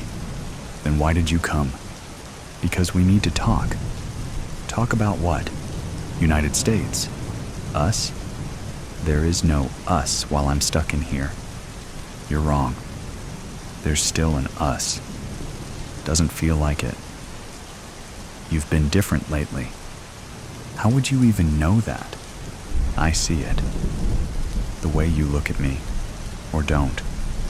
The way you talk, or don't. I'm tired, Jimmy. I bet you are, love. It's not easy by myself, but you manage. Barely. What are you saying? I'm saying I don't know how much longer I can keep this up. Keep what up? This life. Alone. You're not alone. That's what it feels like. You've got the kids. They're not you. Then wait for me. Wait. Jimmy, you 4 more years. So? You knew that when I got sentenced. I didn't know it would feel like this. Feel like what? Like I'm drowning inside. You're stronger than this, Maggie. Maybe I'm not. Don't say that. It's the truth. You're just having a bad day. It's not just a day, it's every day. You want me to feel sorry for you? Jimmy, don't make this worse. I'm not the one making it worse. Why did Terry hit you? He thought I was cheating on you. Cheating? With Neil? That's what he said. Are you kidding me? I didn't do anything, Jimmy. And Terry thought it was okay to hit you over a rumor? It's not just that. Then what is it? I don't know. Maybe he thinks I owe him. Owe him? For what? For keeping an eye out for me and the kids. That's rich, coming from that piece of... Jenkins, I'm warning you. Stay out of this, sir. I see your sort every day, Jenkins, and hear how doing time affects families. You don't know nothing about me and my brood, boss. Yes, but I know how kids drift with absent fathers. When I want your opinion, I'll ask for it. Touch a nerve, did I, Jenkins? Jimmy, stop. He's not wrong. What? Bernie's angry. Linda's angry. They're lost, Jimmy. It's not like I abandoned them. Maybe not, but you're the one who took the fall. I didn't want you and the kids dragged into it. I can't do this on my own anymore. Maggie, don't. Don't what? Tell you the truth? Neil and Terry were supposed to have my back. Instead, they're wrecking my family. You wrecked it, Jimmy, when you got caught. Again. You think I wanted that post office job to go sideways? It didn't just go sideways. It exploded. I was the one who got burned, Maggie. And the rest of us didn't? I did it for you. You always say that. I mean it. And what about Linda? What about her? She's in trouble at school, Jimmy. Trouble? She got caught smoking. Not Linda? Yes, Jimmy. Linda. At least it wasn't weed. What makes you think that? God damn it. Why didn't you tell me? And say what? That I can't handle my own daughter? Maybe I could have talked to her and told her. From inside? How do you reckon that'd work out? Linda listens to me. She misses you, Jimmy. I miss her too. She's angry. At me. At the world. Linda feels abandoned. But I haven't forgotten about her. She doesn't see it that way. What am I supposed to do, Maggie? Maybe you should have thought about that before taking on another job. I didn't plan for things to go wrong, but they always do. This was supposed to be my last job. That's what you said last time. I mean it this time. Linda doesn't believe in you anymore. Don't say that. It's true. She was a daddy's girl, and now she's street smart, and now she's fallen in with a bad crowd. I hate missing her grow up. Then why do you keep ending up in here? I don't know. Yes, you do. It's the life, Maggie. Then change it. You know it's not easy. It's easier than losing your family. You make it sound so simple, Maggie. I'm serious, Jimmy. It's your choice. You're giving up on us? I'll survive. Without me, without Neil, without Terry, without all of this. Give me a chance. I'll fix it. I don't think you can. I can. I will. Jimmy. Maggie, I swear to you, I'll get out and I'll make it right. How? I'll get out of the life. For you. For Linda. I've heard it all before. This time I mean it. You better, Jimmy. Maggie, there's something else, isn't there? What do you mean? The bruise, the sunglasses? You've been crying. There's more. It's Bernie. Bernie's tough. He'll be fine. He wasn't fine last night when he crashed his motorbike. What happened? He's in the West Middlesex.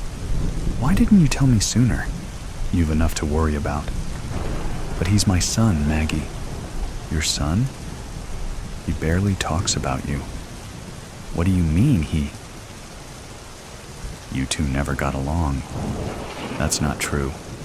It is, Jimmy. He's angry, just like Linda. Is he going to be all right? The doctors think so. What happened? He saw the bruise. He got angry. Went out on his bike to blow off steam and lost control. Because of Terry? Because of everything, Jimmy. Maggie, Don't. Just stop. I'll make it right. You keep saying that. I mean it. Then prove it. Time's up, people. Let's be having you. Maggie, please, don't give up on us. You know I can't promise that. You can't leave me now. Goodbye, Jimmy. I'll change. We'll see. A perfect Sunday evening, except for the screaming and blood. A few years ago, I crossed Fairmont Street to avoid the sun. Had I been a hardier soul and stayed on the east side of the street, I might not have met the woman of my dreams. But I did cross the street, and I met Vivian. In the fullness of time, we fell in love. We have been together 5 years, and each day seems better than the last. Even today seemed perfect, except for the screaming and the blood. "You take the legs and I'll get the shoulders," Vivian said, as she reached down to grab the upper part of the bound and gagged man. I did as instructed, and we tossed the writhing body in the bed of the pickup truck. It wasn't easy because he was a fat son of a bitch. Jason Mobley, the man currently enjoying the view from the back of the truck, is as sorry a human being as we had ever come across. Without delving into the sordid details of his sins, suffice it to say that he has put more than one person in the ground and collected the insurance payout. Vivian's mom was one of the victims. I stopped the truck and slid out. Vivian and I took out the jack, a hammer, and a rope. Jason's eyes widened at the sight of the rope, and he wriggled in terror, thinking we were going to hang him. No, Jason. What we were going to do will be much worse. The first kiss did it for me. I had kissed plenty of women before, but none had the cool fire of Vivian's lips. A subtle, searching hunger, a slight moan, a soft sigh. I was lost in Vivian from that point on. Moving Jason was much easier now because we could roll him. He kicked at Vivian, but she punched him in the mouth and the kicking ceased. You had to admire a woman who could solve a problem with a punch. I set the loop of the rope under the truck and placed the jack inside the loop. Vivian loosened the nuts on the flat tire. Now I could jack up the truck. The flat tire was tossed into the back of the truck, and the spare tire was left leaning against the bare wheel. The scenario was ready. Okay, Deeds, let's get this overstuffed bastard under the wheel. That's me, Deeds, short for Dee Dee. A name made for trailer park trash like me. Let's take the rag out of his mouth. Maybe he has some final words before we do him in. I may have come from a home that had wheels, but common courtesy should be observed. Vivian grimaced at the suggestion, but complied. "I'll kill you. I'll fucking kill both you whores. Let me go." Vivian kicked him in the ribs. Apparently, Jason Mobley never heard of making one's last words memorable. I squatted down beside Jason. "You're gonna have an accident while changing a flat tire. The jack is gonna slip and you'll be pinned under the truck. The weight will crush you, but you won't die right away." Jason tried to wriggle away, so Vivian kicked him in the crotch. Another effective maneuver by the love of my life. "It'll be slow and painful, Jason. I'm a nurse, so I know how these things go. Your chest will be crushed from the initial blow, and then from the pressure. You'll start spitting blood, but it won't do you any good because you'll drown in it. The blood, I mean. You gotta let me go. I have money, lots of money. I'll give it all to you girls." "We don't want your money," Vivian spat out. What do you want? I'll do anything." Vivian stared at Jason. "I just want to see you suffer, then die, like my mom." He started screaming as we pulled the rope taut. The screams could probably be heard a mile away in this still air, but no one was around to hear them. Vivian and I jerked the rope, and the jack slipped, crashing down on Jason.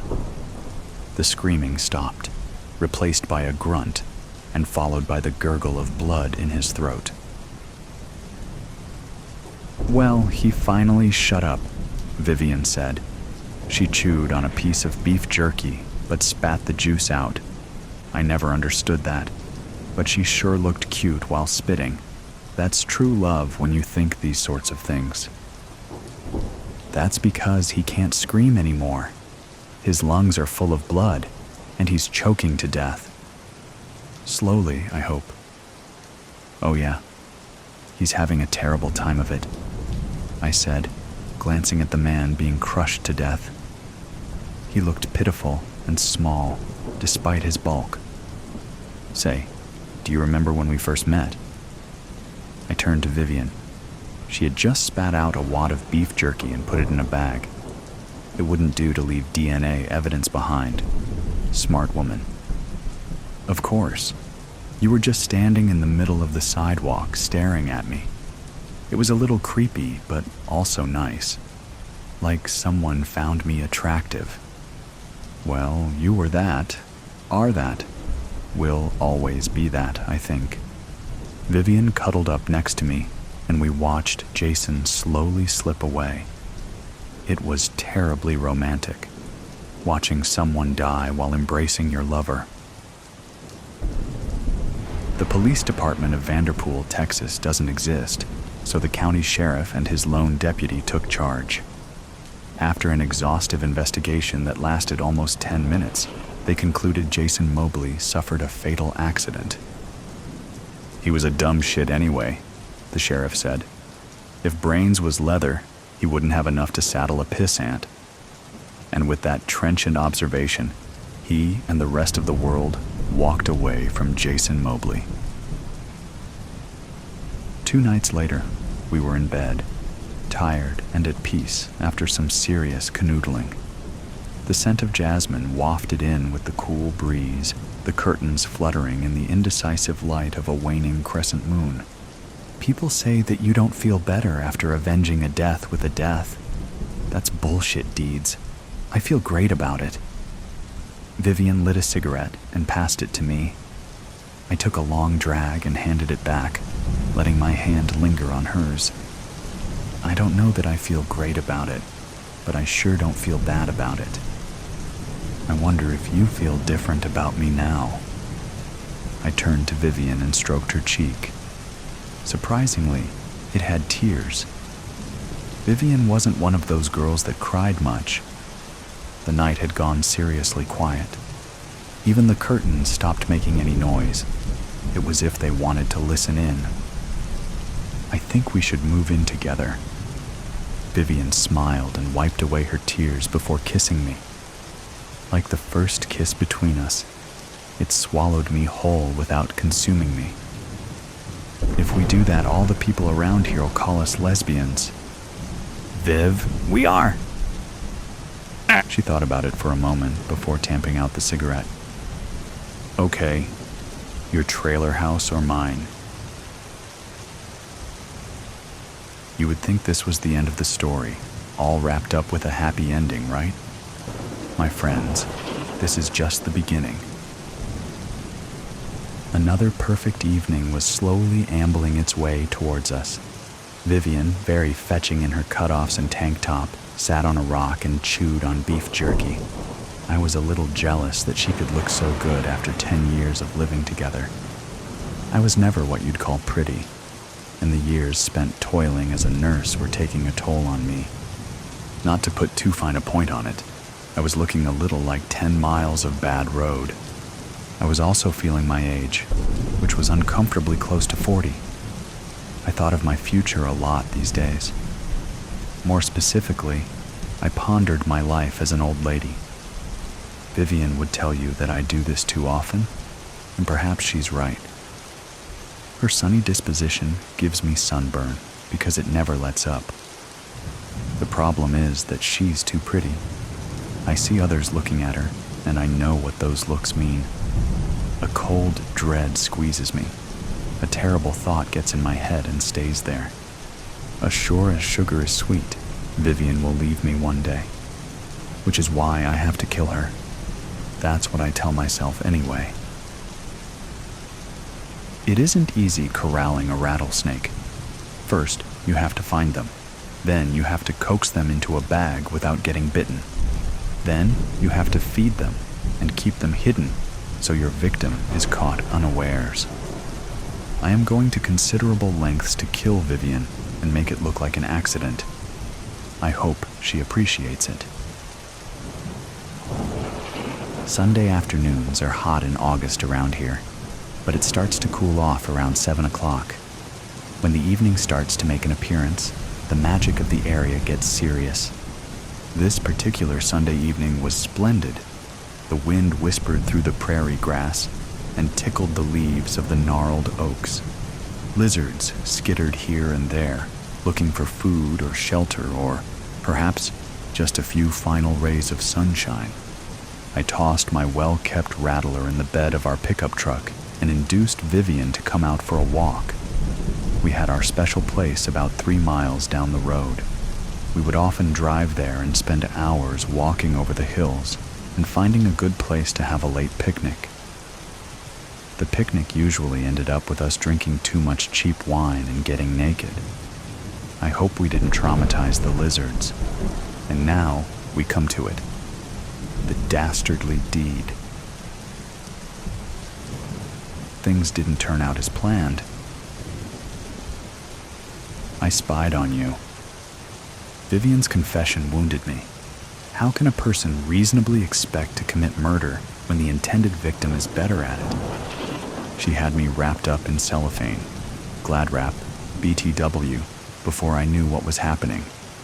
It was a little embarrassing to be put in such a position, but even worse was the betrayal. I should have known, though. She stopped kissing me like she used to kiss me. I never thought it would come to this, Viv, but you kept on getting prettier, and I just got older. Vivian took the bag with the snake from the back of the truck and laid it down by my feet. She knelt next to me and stroked my hair. I could see the tears streaming down her face, and her chest spasmed as she tried not to sob. I still love you, you idiot, but I can't let you kill me. I could argue the point, but I didn't. No use. She held the upper ground, and she had the snake.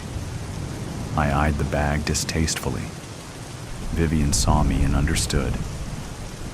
Probably not a very pleasant way to go, but it's what you had planned for me. True enough, my journey in life is over. I know that because I know Vivian. She'll carry through with the deed, and I'll be just another rattlesnake victim in South Central Texas. The only consolation I have is that she's too smart to get caught. I deserve to die, but she doesn't. It'll probably hurt, Deeds. It has to be the ankle so it looks like an accident, and it'll take a while to stop your heart. I'm sorry, sweetie. It hurt like hell. This is my last bit of writing because my hands are starting to tremble. Like Jason Mobley, I don't have any high-minded final words.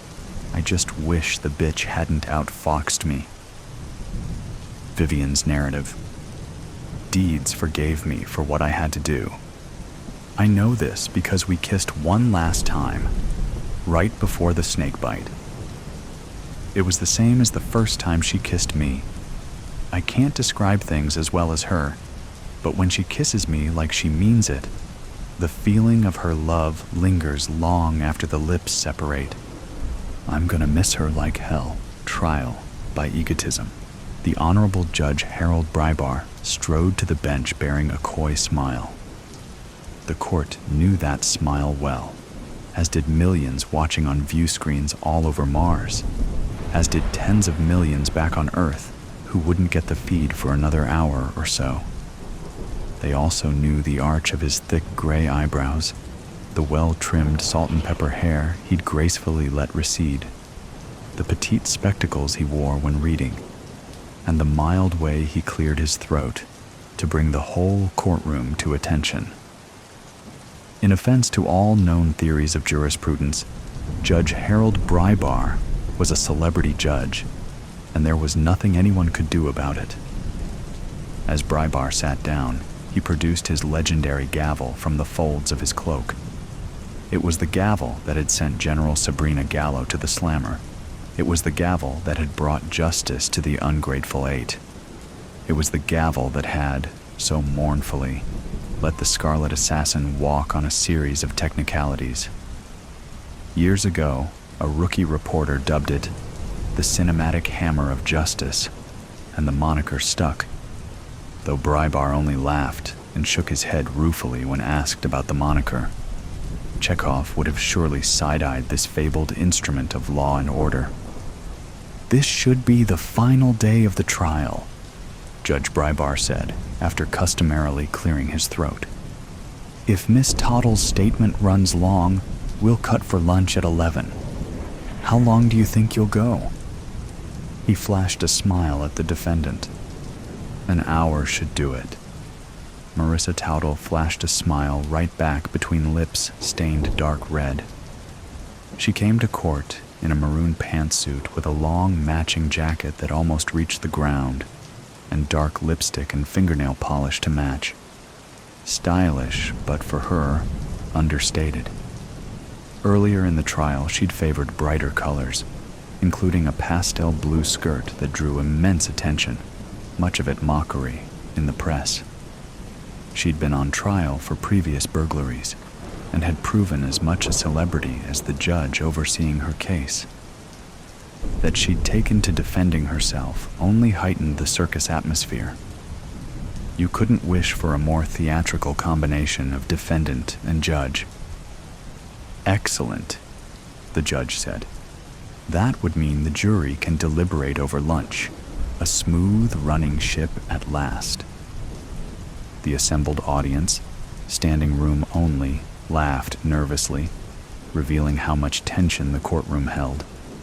In theory, Towdle should be guilty as a Labrador by a demolished birthday cake. She'd been caught red-handed in the most elaborate and movie-like theft in the history of the planet after all. But many speculated Towdle had a trick or two up her sleeve. Gambling websites gave her a 15% chance of acquittal, and even a 5% chance of escape. The third prime participant in this drama feels ordinary by comparison. Veronica Brief charted a conventional path as she rose through the prosecutorial ranks. Top grades, hard work, schmoozing, ambition, and a photographic memory. There's little reason to elaborate on her story. Veronica had aimed for calm, efficient, and professional as her persona. She let Marissa and Judge Brybar provide the entertainment. The stately prosecutor drew little mention in the tabloids despite overseeing the case of the millennium. And she'd presented a good case, which was easy in one sense because of how strong the evidence was. Someone had stolen the twin pins of Mars, diamond-encrusted spikes that ceremonially finished the oxygen dome of the first Martian city.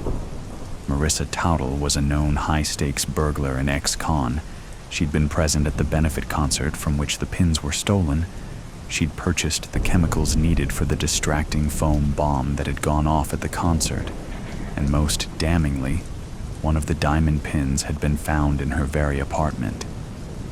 The list of witnesses and items in evidence is so long that, again, there's little need to go into much detail.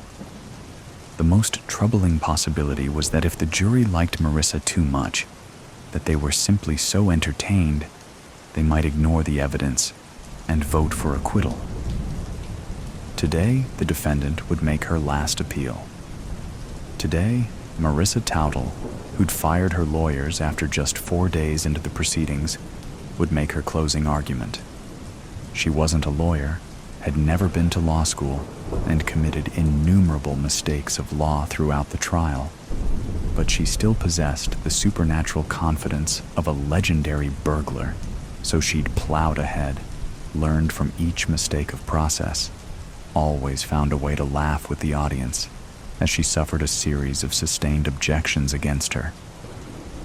The Red Planet stood entranced, listening to how she would make her final plea. Marissa Towdle rose. She was quite short, but cut a dramatic figure nonetheless. She strode to the center of the room to address the jury. "Ladies and gentlemen of the jury, my honored peers, good morning to you.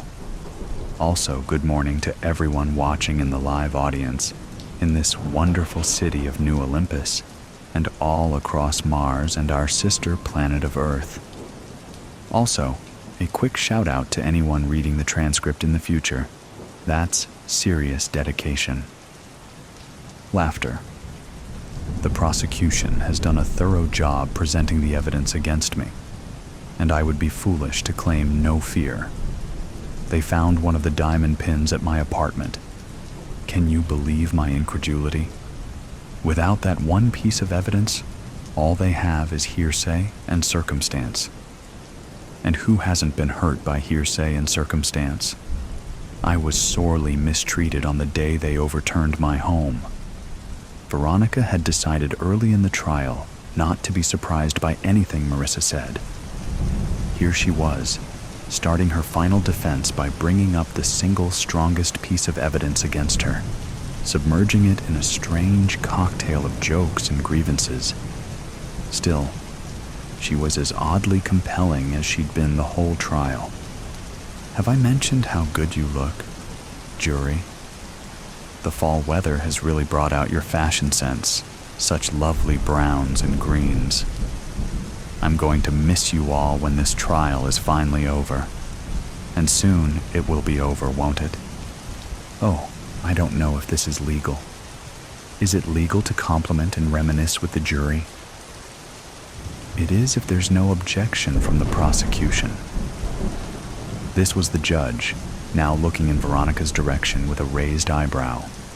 All around the court, Veronica felt all eyes suddenly on her. And it was true. She could object for relevance or ingratiation, which Mars had added to the legal code 50 years ago. No objection, Veronica said after a pause worthy of a sitcom, to titters and laughter from the audience. She hadn't intended to object at all, no matter how wild the defendant got. It's considered poor form to object during closing arguments, unless the faults are egregious. Plus, ordinary folks see through flattery and immaterial wanderings most of the time, and that should be especially so in this case. Marissa wasn't just on trial for grand theft, but also for assault. When she'd set off the foam bomb at the dedication ceremony, 3 people had been injured, and many dozens more might have been. These charges alone could add up to decades behind bars. A jury might excuse burglary if they liked a defendant, but harming innocent spectators? No way, Veronica thought. Marissa had avoided lengthy prison sentences from previous burglaries through clever negotiating, and because she'd always been careful to avoid violence. Now, she might be mere hours from a lifetime in prison. How was she so calm? At this point, Marissa had moved on to a PowerPoint presentation with a selection of quotes projected onto the large screen across from the jury, with certain words highlighted for effect. The rotten witch made all the plans and said it would be an easy score without any risk of harm to anyone. That's what one of my supposed henchmen said about me, if you'll remember. I don't see why that insult was necessary. Read the next quote, this time from a witness who supposedly saw me outside the concert hall. She was laughing like a hyena, or like some evil witch. With the shouting inside, I could barely hear her, but I was close enough I could just make out the cackle.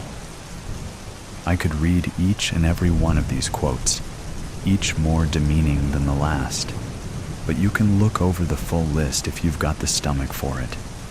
So many horrible things said about me, which I don't mind.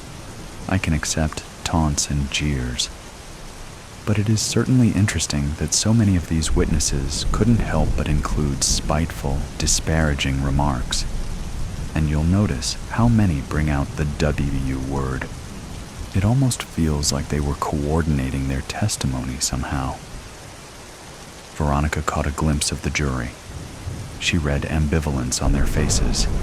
Scowls, smirks, narrowed, focused eyes, and furrowed brows.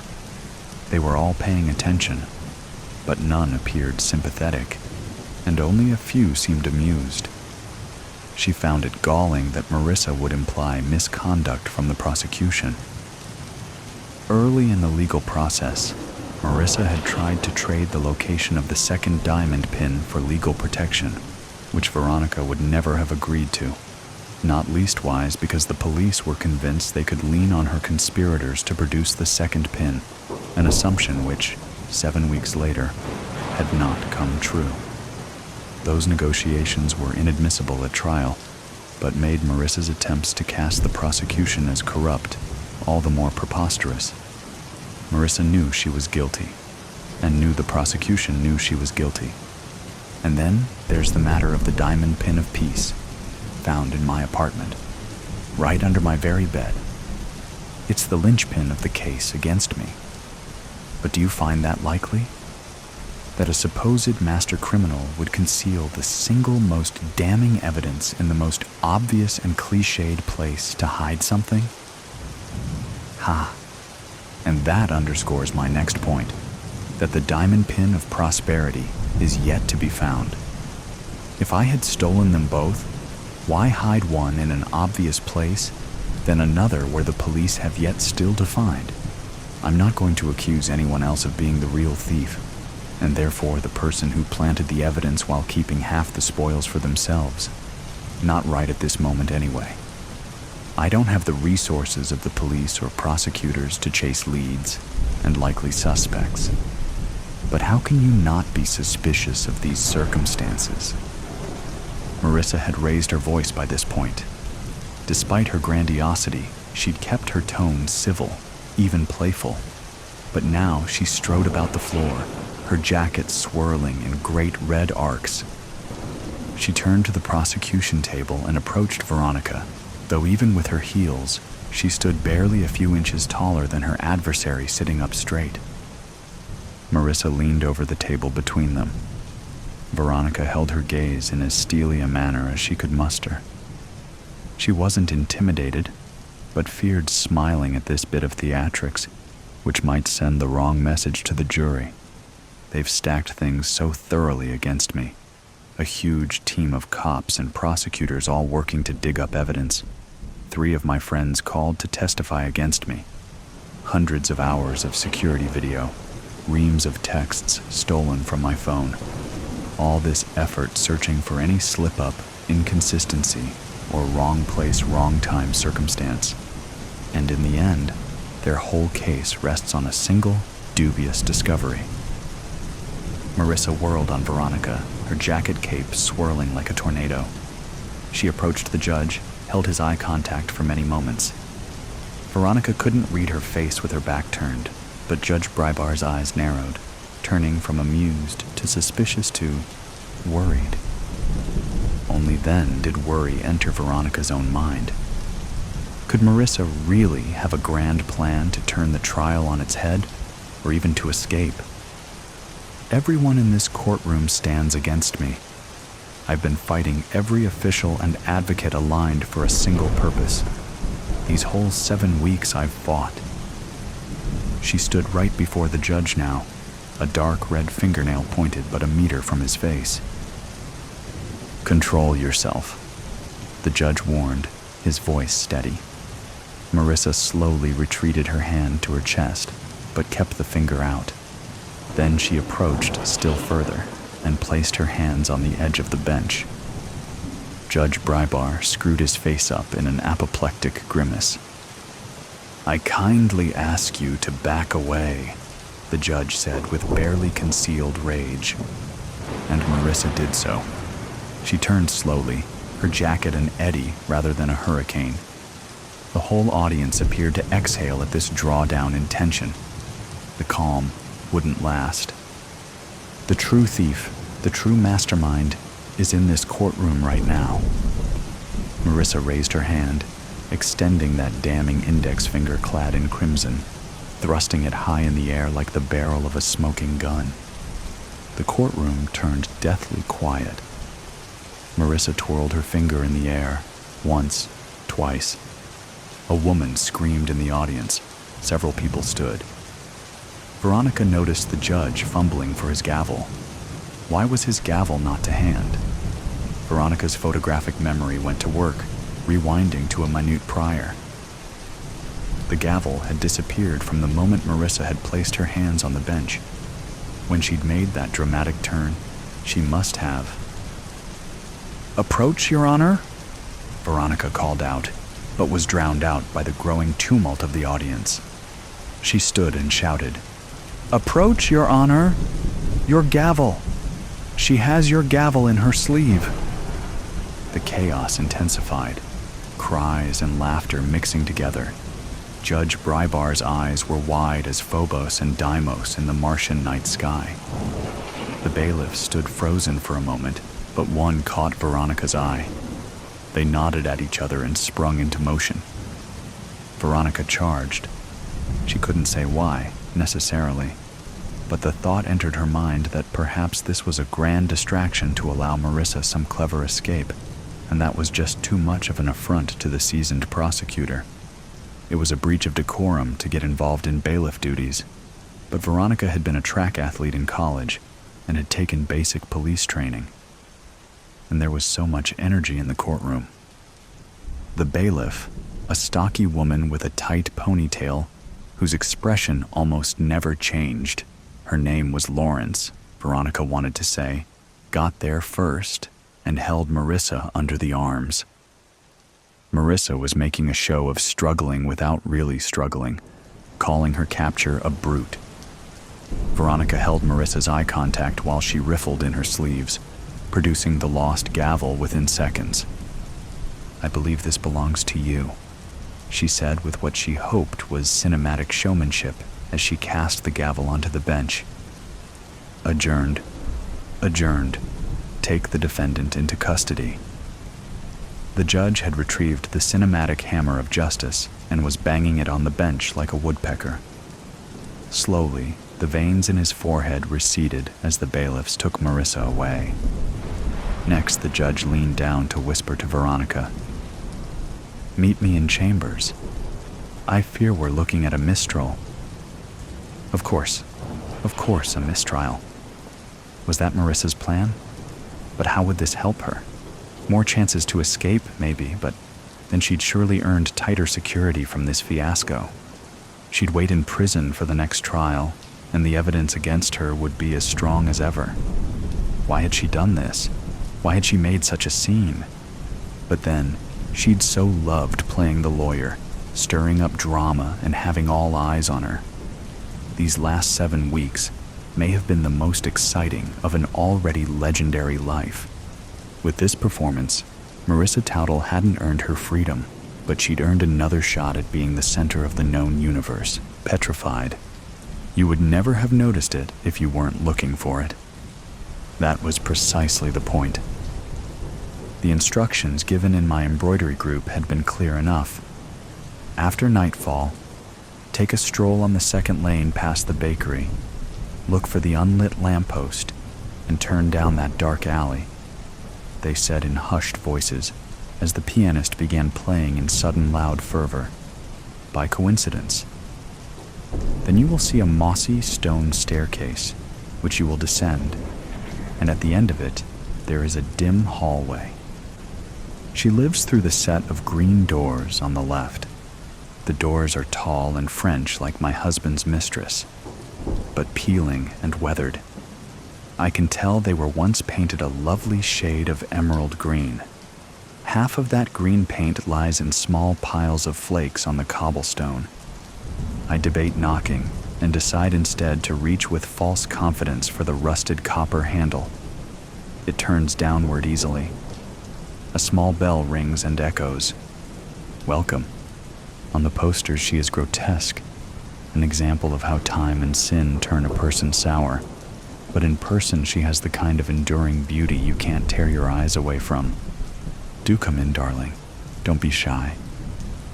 Contrary to popular belief, I don't bite. Although I can't say nothing here does. Her voice is like a wind chime, melodic and resonating, barely brushing over the crashing waves of her words.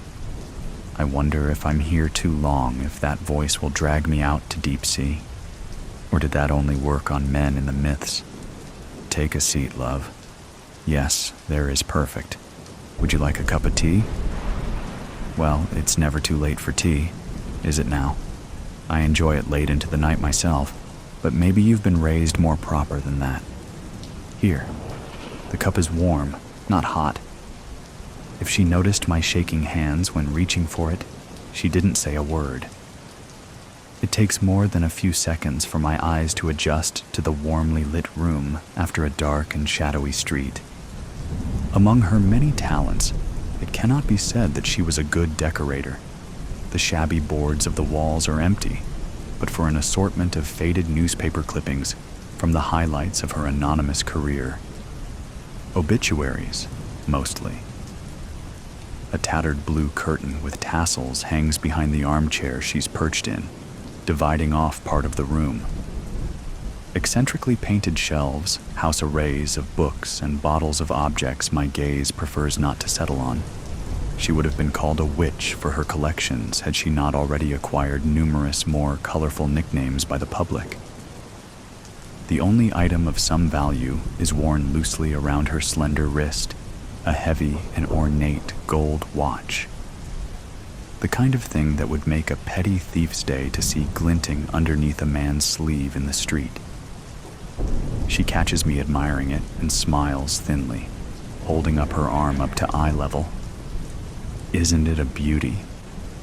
It was my first husband's, this watch.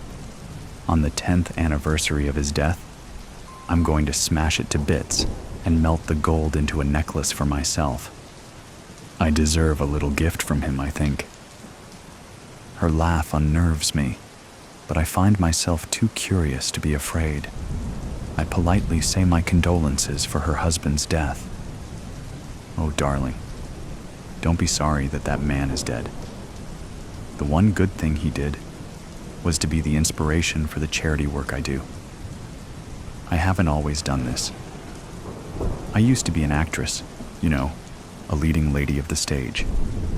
Men would come from all over the city to see my shows, for I was beautiful then. Sometimes after the shows, they would approach me, usually blind drunk, complimenting my dress or what was underneath it, asking for a kiss or a drink or a night. And sometimes they didn't ask. My husband became my husband not because he asked, but because he damaged me. And he was rich enough to get away with it, and clever enough to know that marriage was my only option. She smooths down the skirt of her maroon dress, then looks up at me with a solemn expression I can't fully read. It isn't hard to believe she was once a sought-after woman. Though sunken in age, her cheeks are smooth, and her face looks as though it was hand-carved out of porcelain by God. Her hair is twisted into a dark crown atop her head, secured with metallic pins. Her eyes are like a cat's, but not a house cat. No, definitely not. Like those of a tiger that has been left to go hungry for far too long. I will her to continue talking and not look at me with those eyes again. We sip our tea in unison, upholding our masquerade as ladies. She takes in a breath. He said he loved me, and at the beginning, I believed it. He may have loved me. He certainly desired me. I think mostly he loved seeing the desire and jealousy of other men when he told them I was his wife. But that got old fast. So did I, in his eyes. When it had been a year, and I still had not given him a child, I turned ugly to him, and he acted ugly accordingly. One night, he came home from the pub talking about how the other men's wives had filled their houses with children by now. He spoke of babies like cattle. Then he threatened that he ought to tell the whole town that I was secretly a whore and leave me. I should have kept quiet and obeyed and smothered him in his sleep, like a good wife. Instead, I promised him that as long as I was alive, I would never let a child be born cursed enough to have him as a father. I'm sure you know what happens next, or otherwise you wouldn't be here, my darling. She traces a scar on her chin that I hadn't noticed before. extending along her jaw to the start of the delicate bones of her neck. I imagine it snaking around the rest of her throat in a ring, strangling her pale skin, and my breath catches. It looks as if lightning struck her. She was struck, though not by something as rare as lightning.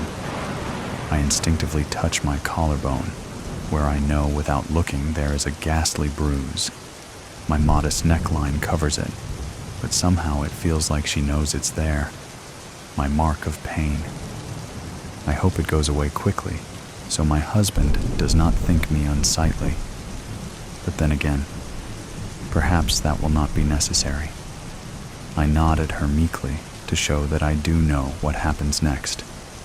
I can't say whether he truly meant to kill me, but to hurt me, to wound me, to make my thoughts and words disappear in flames.